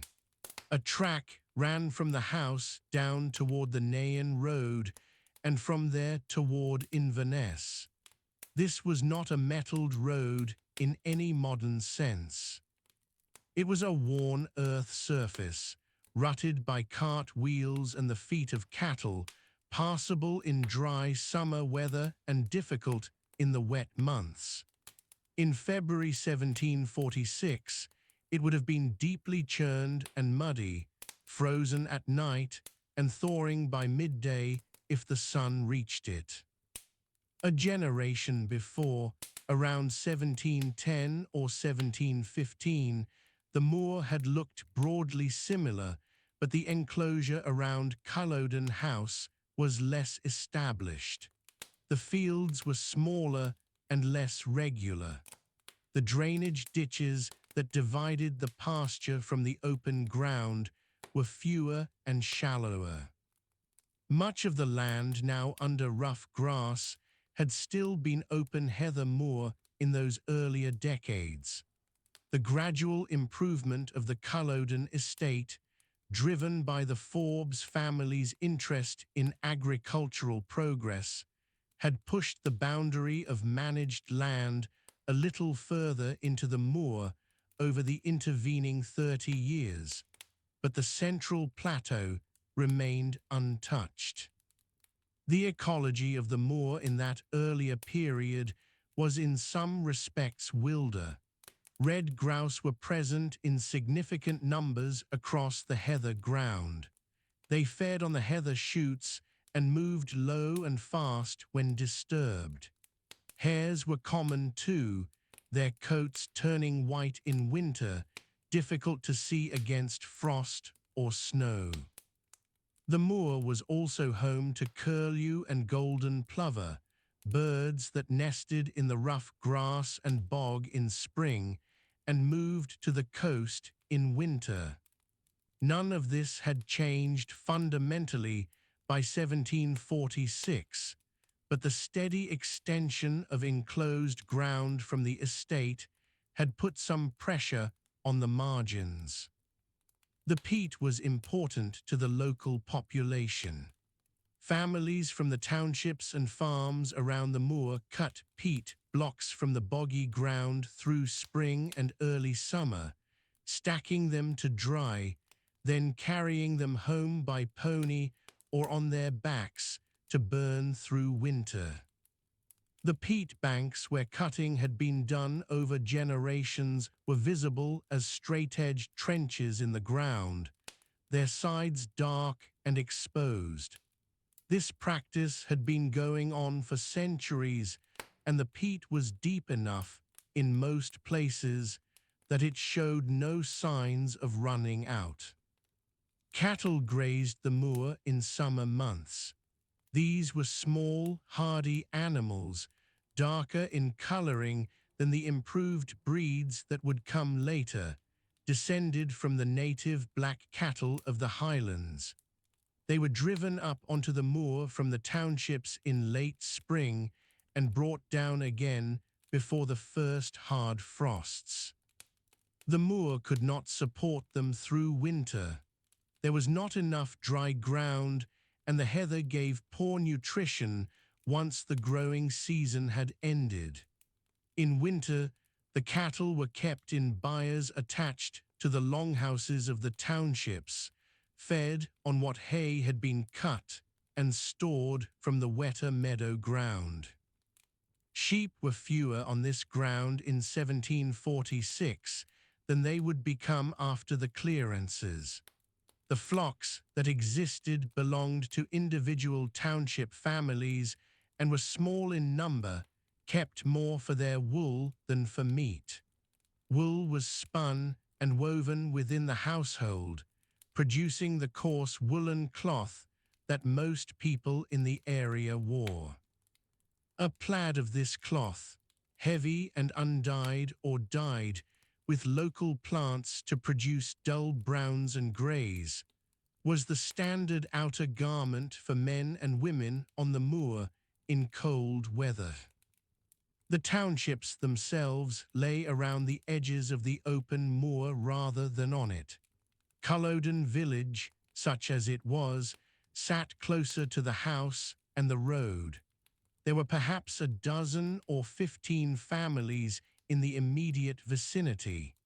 Their houses were low, built from unmortared stone with turf laid over wooden roof timbers. The walls were thick and the doors low. Smoke from a central peat fire found its way out through a hole in the roof rather than a chimney. These were not comfortable dwellings by any measure, but they were adequate for the climate if the peat supply held through winter. Water came from springs and from the small burns that ran off the moor. These burns were numerous, cutting shallow channels through the heather, running clear over gravel beds in dry weather, and swelling considerably after rain. Several of them were tributaries of the Nain, joining the main river a mile or two south of the moor. The largest of these, running roughly from the center of the plateau toward the river, served as a rough natural boundary between different sections of the open ground. The seasonal rhythm of this landscape was distinct and regular. Winter on the moor was long. The days from November through February offered little more than 7 or 8 hours of useful light. Frost was frequent, and snow fell several times each winter, though it rarely lay for more than a few days at a stretch on the lower ground. The firth brought enough moisture in from the west to keep the climate relatively mild by highland standards, but it also brought persistent low cloud and rain through the autumn and early spring. By March, the light was returning noticeably. The heather stems were still bare, but the cotton grass began to show at the base. Curlew were calling over the moor by early April, that long, falling cry that carried across the open ground. The cattle were restless in their byres by then, thin from winter feeding, ready for the new grass. Peat cutting began in earnest in late April or early May, when the ground was firm enough to work, but before the summer heat dried the surface too fast. June and July brought a brief but real warmth to the moor. The heather came into flower in late July and through August, covering the ground in shades of purple and mauve that stretched to the edge of vision. Bees worked the heather intensively during these weeks. Heather honey was produced in the area and was traded locally. The moor was at its most accessible in these weeks, the ground firmer, the tracks passable, and the days long enough to make journeys worthwhile. The Murray Firth to the north was a working waterway of considerable importance to the region. Fishing boats operated out of several small harbours along the southern coast. Nain, to the east, had a harbour of sorts, though it was exposed to northerly weather and required careful timing with the tides. The boats that worked out of Nain were small, typically between 20 and 40 feet in length, crewed by 4 to 6 men. They fished for herring in season and for white fish through the rest of the year. The herring catches were salted in barrels and sent south by sea. Inverness Harbour was the most significant facility on this stretch of coast. By 1746, it could accommodate vessels of up to perhaps 120 tons, though the approach through the Firth required local knowledge and the right state of the tide. The harbour sat at the northern end of the town, where the Ness entered the Firth, and it was surrounded by the warehouses and quays that had developed through the late 17th century. Timber from Scandinavia came in here. Wool and hides went out. The trade was modest by the standards of Glasgow or Leith, but it was enough to sustain a small merchant class in the town. A generation earlier, around the time of the Jacobite Rising of 1715, the harbour at Inverness had been less developed. The quays were simpler and the warehousing less substantial. The volume of trade had grown in the intervening decades as road connections to the south improved, and as the estate improvement movement brought more agricultural produce to market. By 1746, there was a small but recognizable commercial economy centered on Inverness, with the moor to the east forming a kind of rough, unprofitable upland margin behind the more productive coastal strip.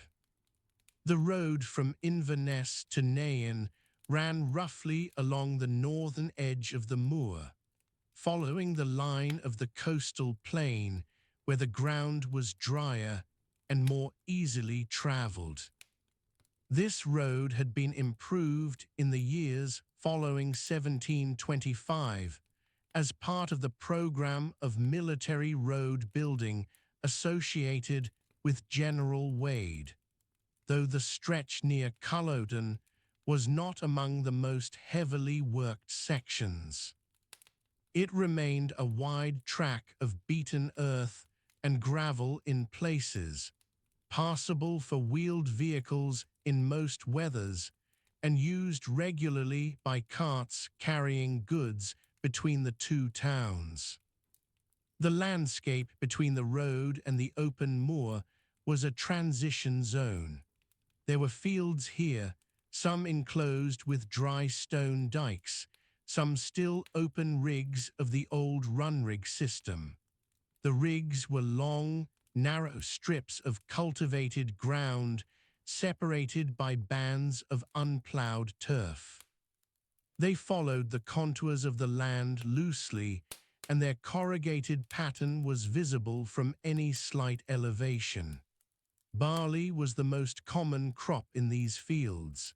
It ripened by August and was harvested by hand, cut with short-bladed sickles, and bound into sheaves that were left standing in the field to dry before being carried to the stackyard. The stackyards were attached to the farm towns, the small clusters of houses and outbuildings that formed the basic unit of rural settlement in this part of Scotland. A farm town might consist of 3 or 4 families sharing the land and labour of a single holding. They worked in common, ploughed in common, and divided the harvest according to established local custom. This system was ancient, older than anyone on the moor could trace, and it had changed very little in the 30 years between 1715 and 1746.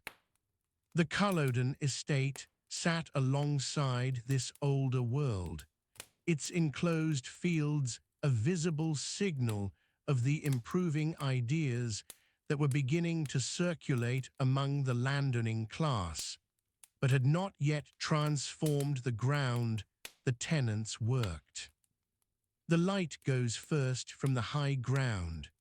The ridge above Culloden Moor loses the sun sometime around 4:30 on an April evening, and the shadow comes down the slope slowly, like water filling a bowl.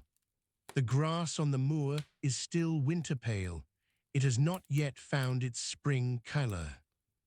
The ground underfoot is soft in places, wet where the drainage is poor, and in the low hollows there are still traces of standing water from the last rain.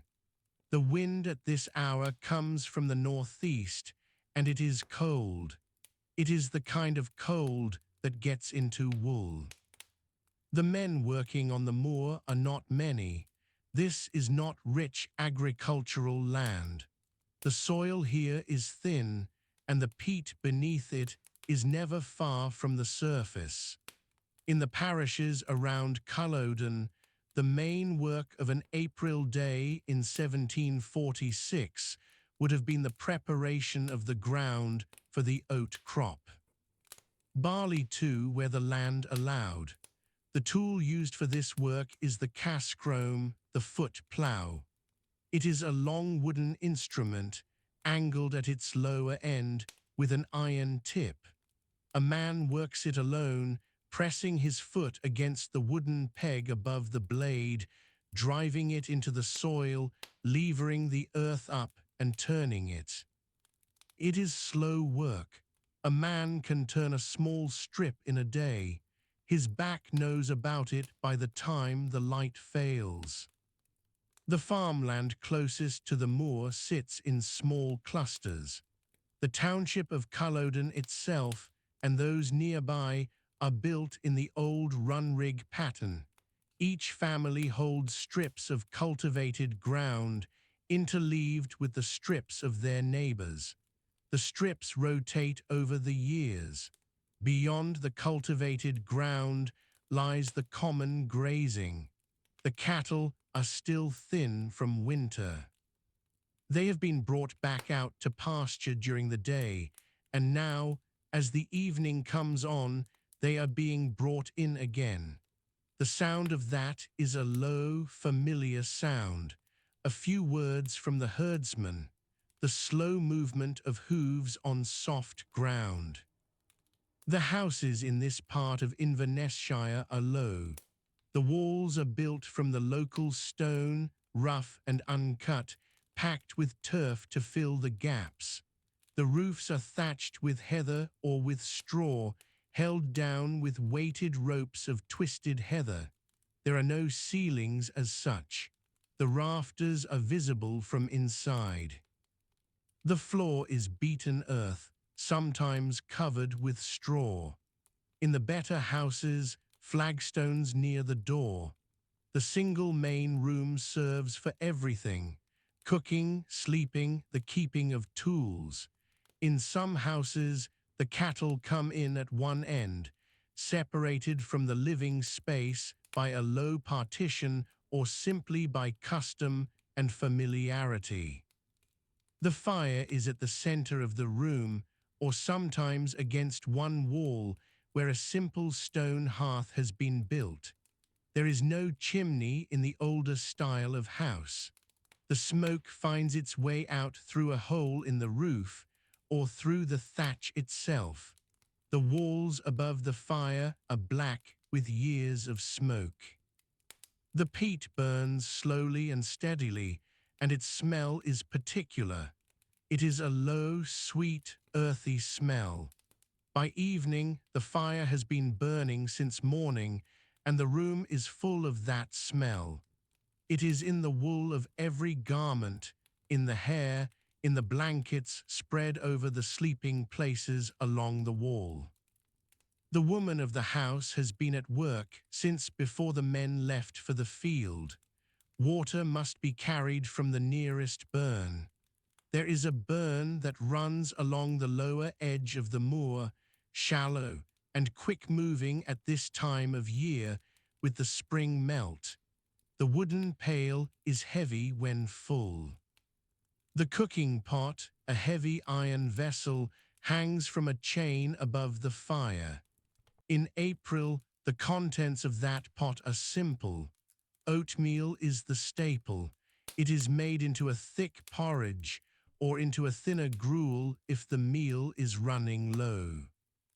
Kale is grown in the small enclosures beside the houses, and what has survived the winter goes into the pot.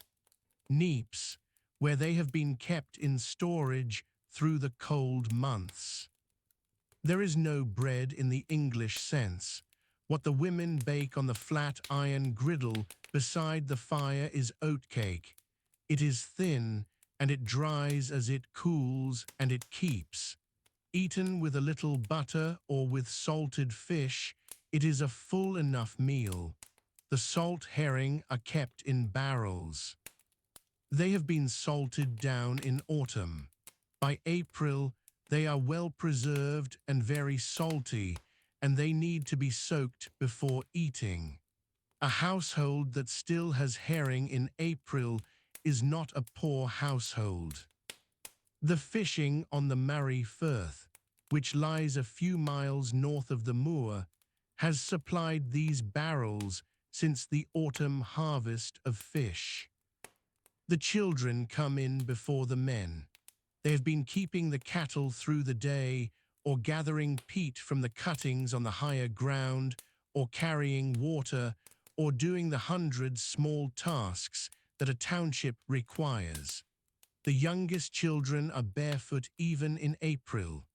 Their clothing is of rough, undyed wool, spun and woven within the township.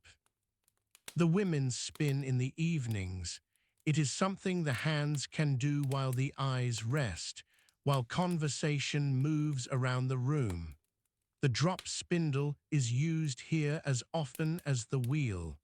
A length of raw wool drawn out between the fingers, twisted as the spindle turns, wound on. It takes a long time to make enough thread for a blanket or for a length of cloths. The men come in as the last light leaves the moor. Their feet are wrapped in rawhide shoes, the Q-Aran, or sometimes in brogues of tanned leather if they can afford them. Their legs are bare below the knee or wrapped in lengths of coarse cloth. The belted plaid, the Culloden is the outer garment. It is a long length of wool, gathered and belted at the waist, with the upper portion brought over the shoulder or wrapped about the body against the cold. A man taking it off at the end of the day spreads it on the floor and rolls himself in it to sleep. It is his coat and his blanket both. The conversation in the house in the evening is in Gaelic. English is not the language of these townships. The Gaelic spoken here in the mid-18th century is the Highland dialect, distinct from the Scots spoken in Inverness town 3 miles to the southwest. Inverness is a market town, and its people are mostly Scots-speaking. But out on the moor, and in the farming townships scattered across this part of Invernessshire, the household language is Gaelic and has been for centuries.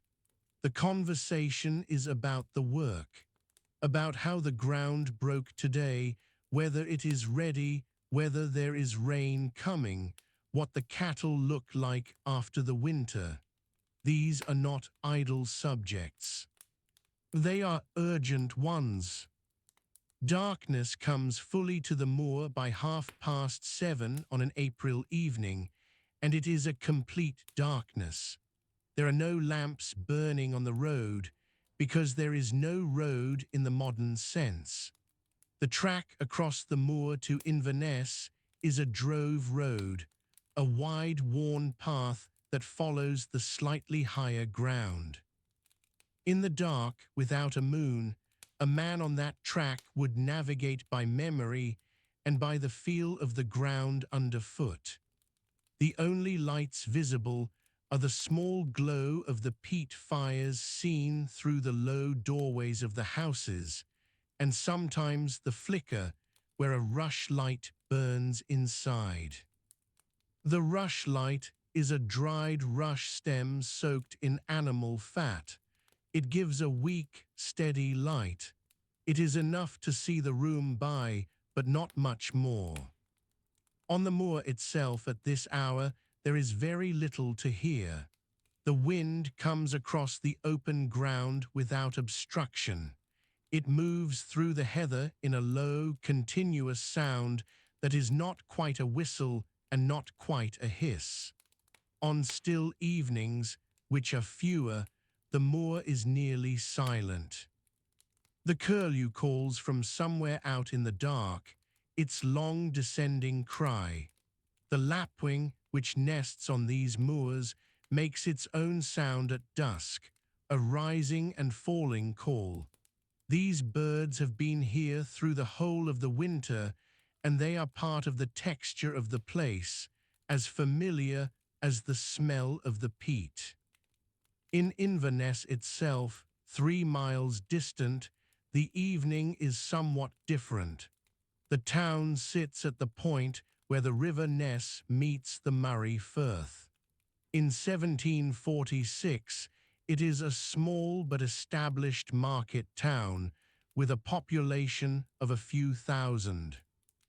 There is a castle on the high ground above the river, though the structure that stood in 1746 was partly ruinous. The old stone bridge across the Ness, built in the early 17th century, carries the road from the south. The closes and winds off the high street are narrow. The trades of the town are the trades of a market centre. There are merchants handling wool, linen, cattle hides, and salted fish. There are craftsmen, coopers, smiths, weavers, candle makers. The harbour receives small coastal vessels from the Firth. By evening in the town, the market of the day is long over.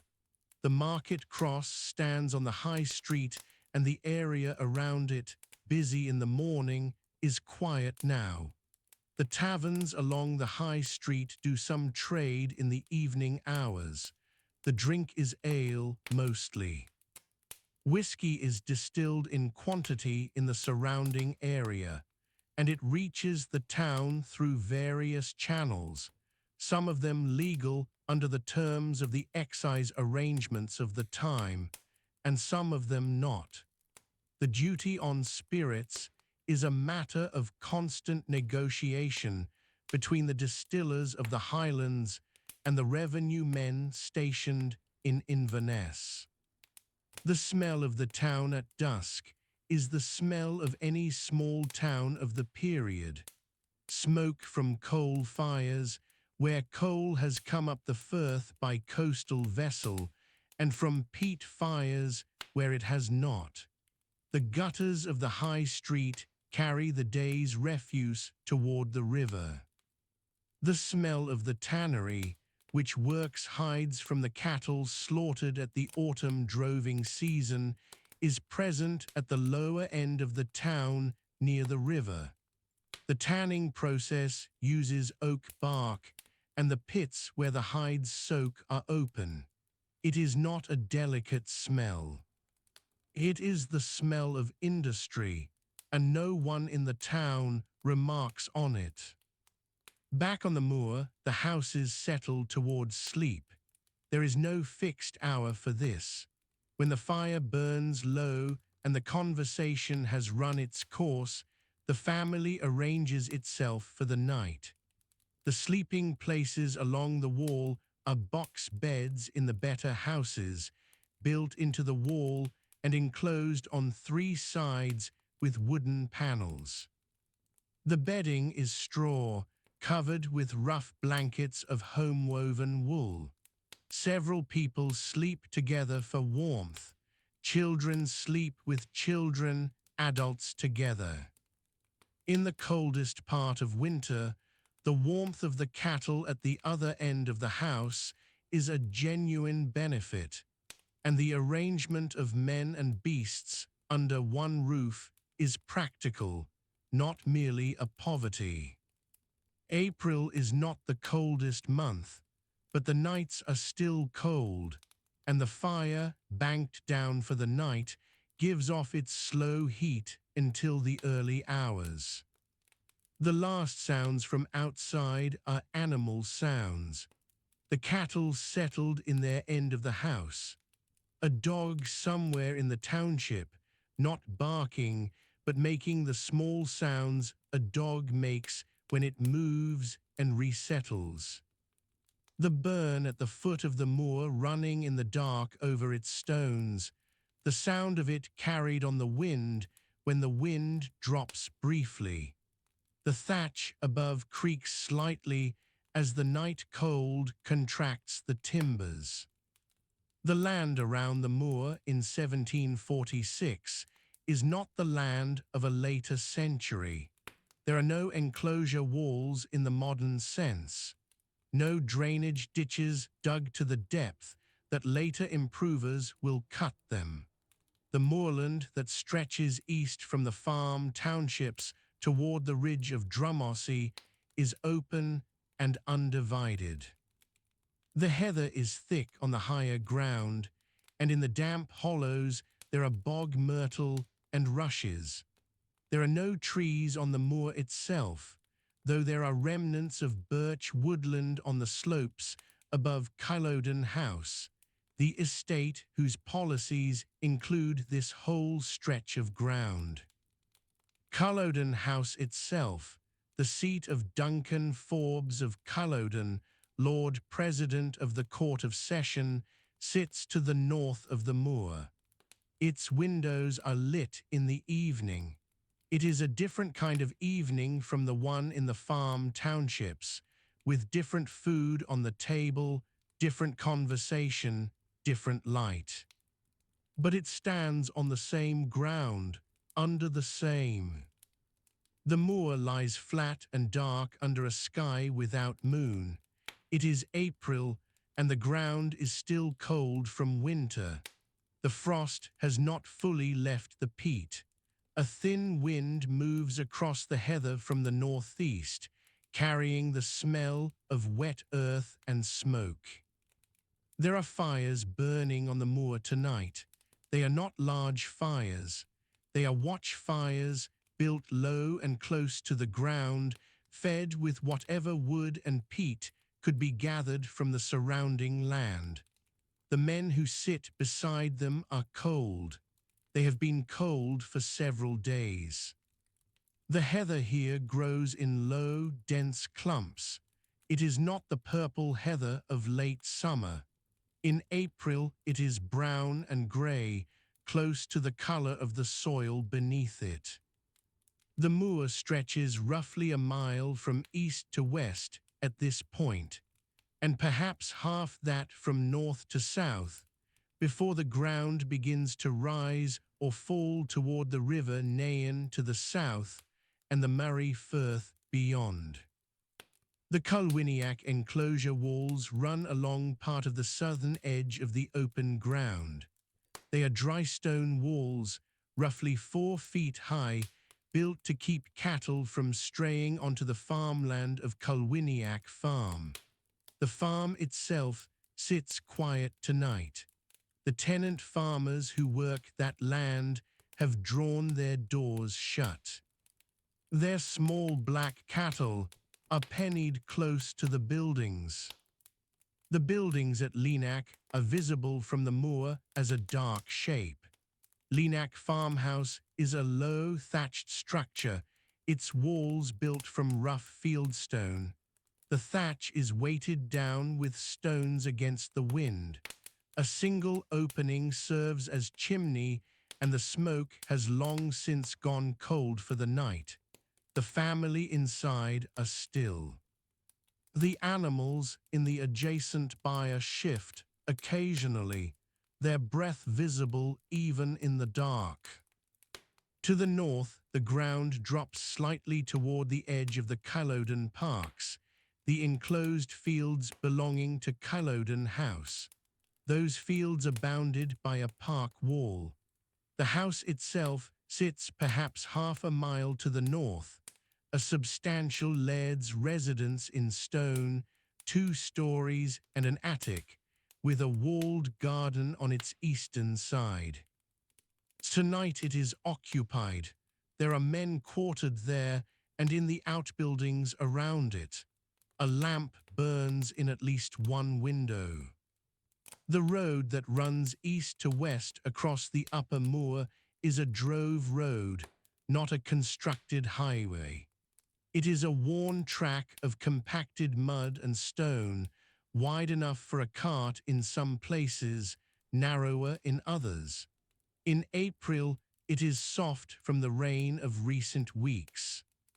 The ruts from wagon wheels cut deep in several places.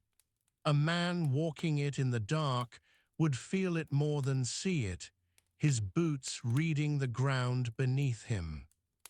The men on the moor are Jacobite soldiers. They have been here since the afternoon of the 15th of April, 1746, having marched through most of the previous night in an attempt to reach the government camp at Nain. That march failed. They turned back before reaching Nain and returned to the moor through the early morning hours.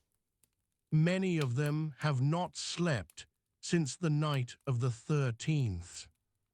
They are arranged in rough positions across the moor in the order they will stand when morning comes.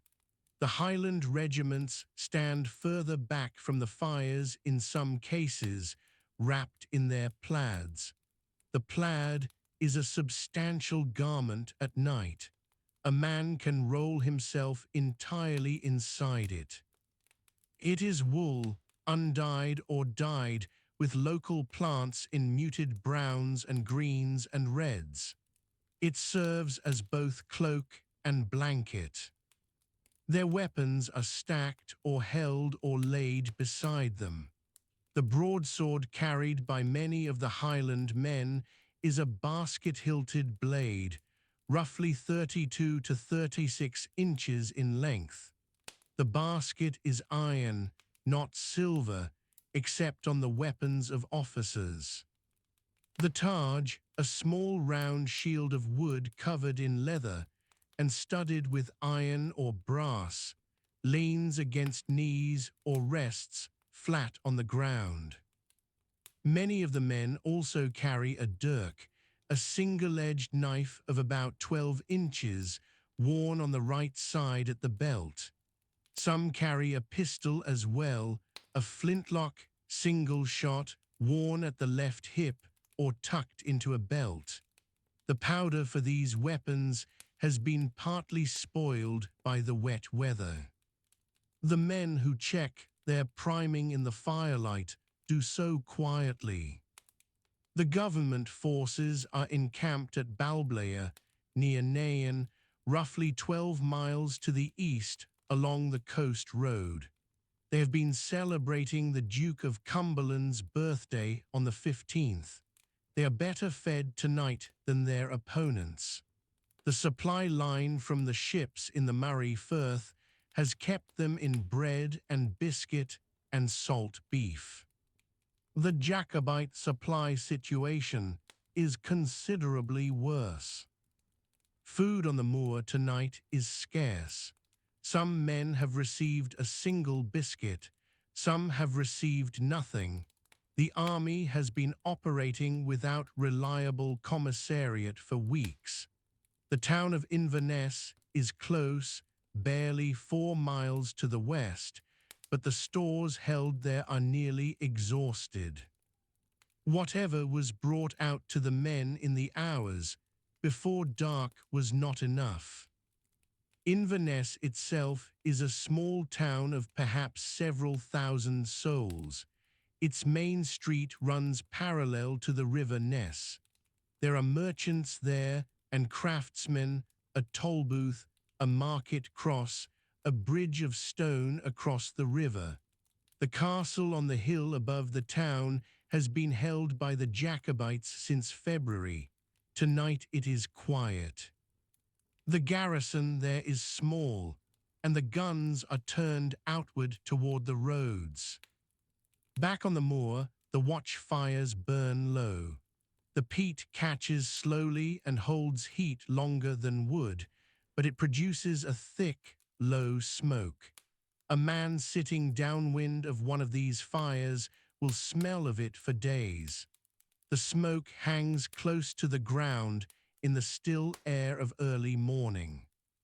It moves with the wind in slow, flat sheets. The horses are a sound in the darkness.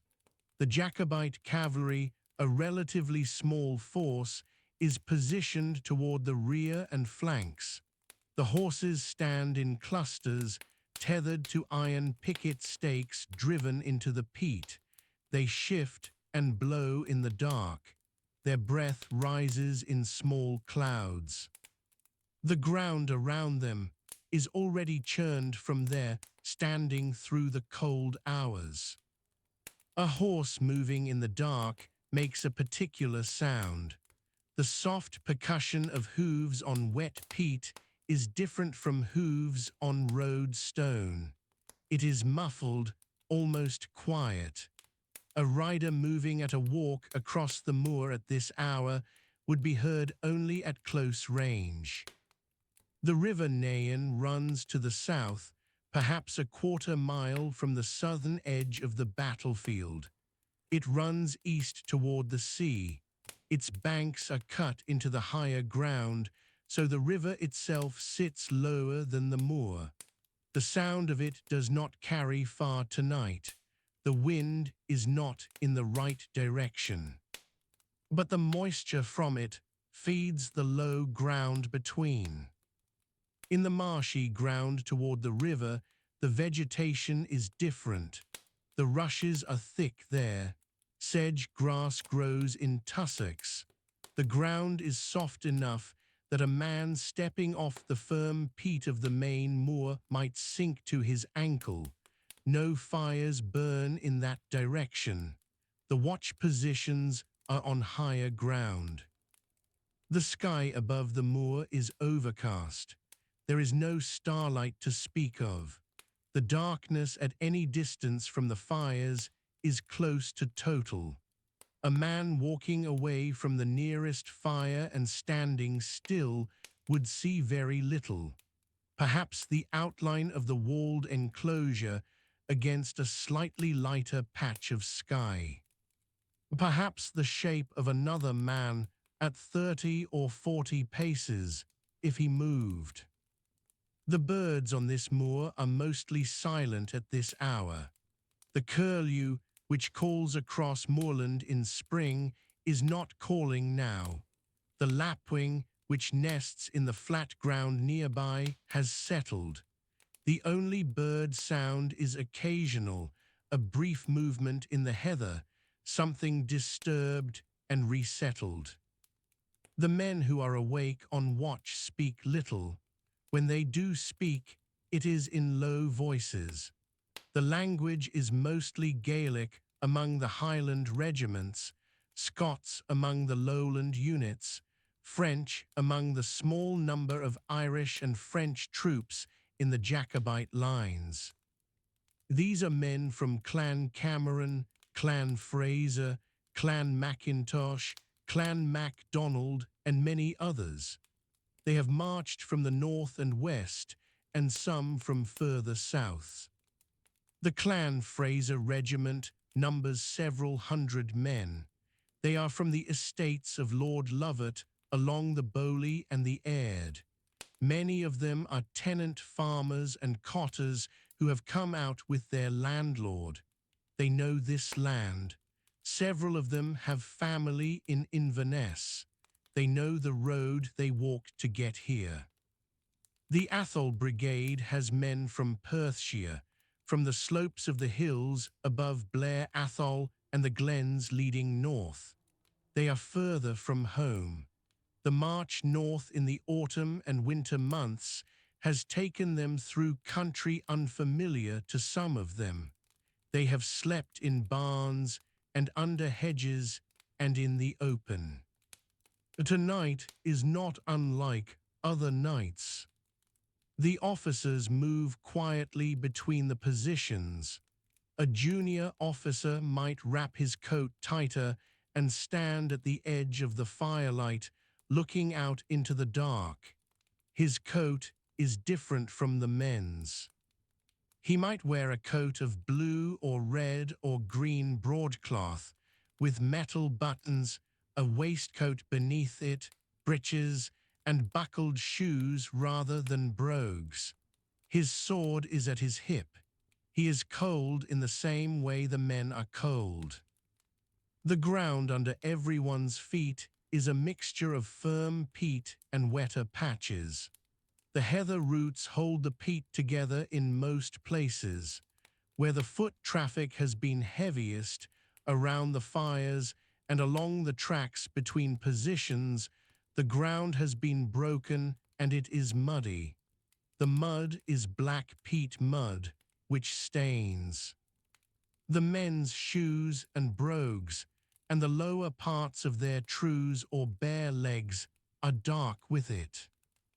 Brogues in this period are simple leather shoes, cut from a single piece of hide in many cases, stitched at the toe and heel, with holes punched in the upper for drainage, because they are expected to be wet. They offer little insulation. A man standing still in April on wet peat in brogues will feel the cold moving up through the sole within minutes. Some of the men have no shoes at all. This is not uncommon. A long campaign produces worn-out footwear and no ready means of replacement. Bare feet on cold, wet peat in the early hours of the 16th of April is the condition of some of the soldiers on this moor tonight. The smell of the moor itself is particular. Wet peat has a heavy, almost sweet smell beneath the sharpness of the smoke. The heather gives off something faintly herbal when crushed. The horses add their own smell. And underneath all of it, something that is simply the smell of a great many tired men who have had no means of washing in several days. The Murray Firth lies roughly 4 miles to the north. On a clear day from the slightly higher ground near Culloden House, the water of the Firth would be visible, and on very clear days the hills of the Black Isle beyond it. Tonight there is nothing to see in that direction, except darkness and the faint suggestion of where the sky meets the land. The town of Nairn lies 12 miles to the east-northeast along the coast.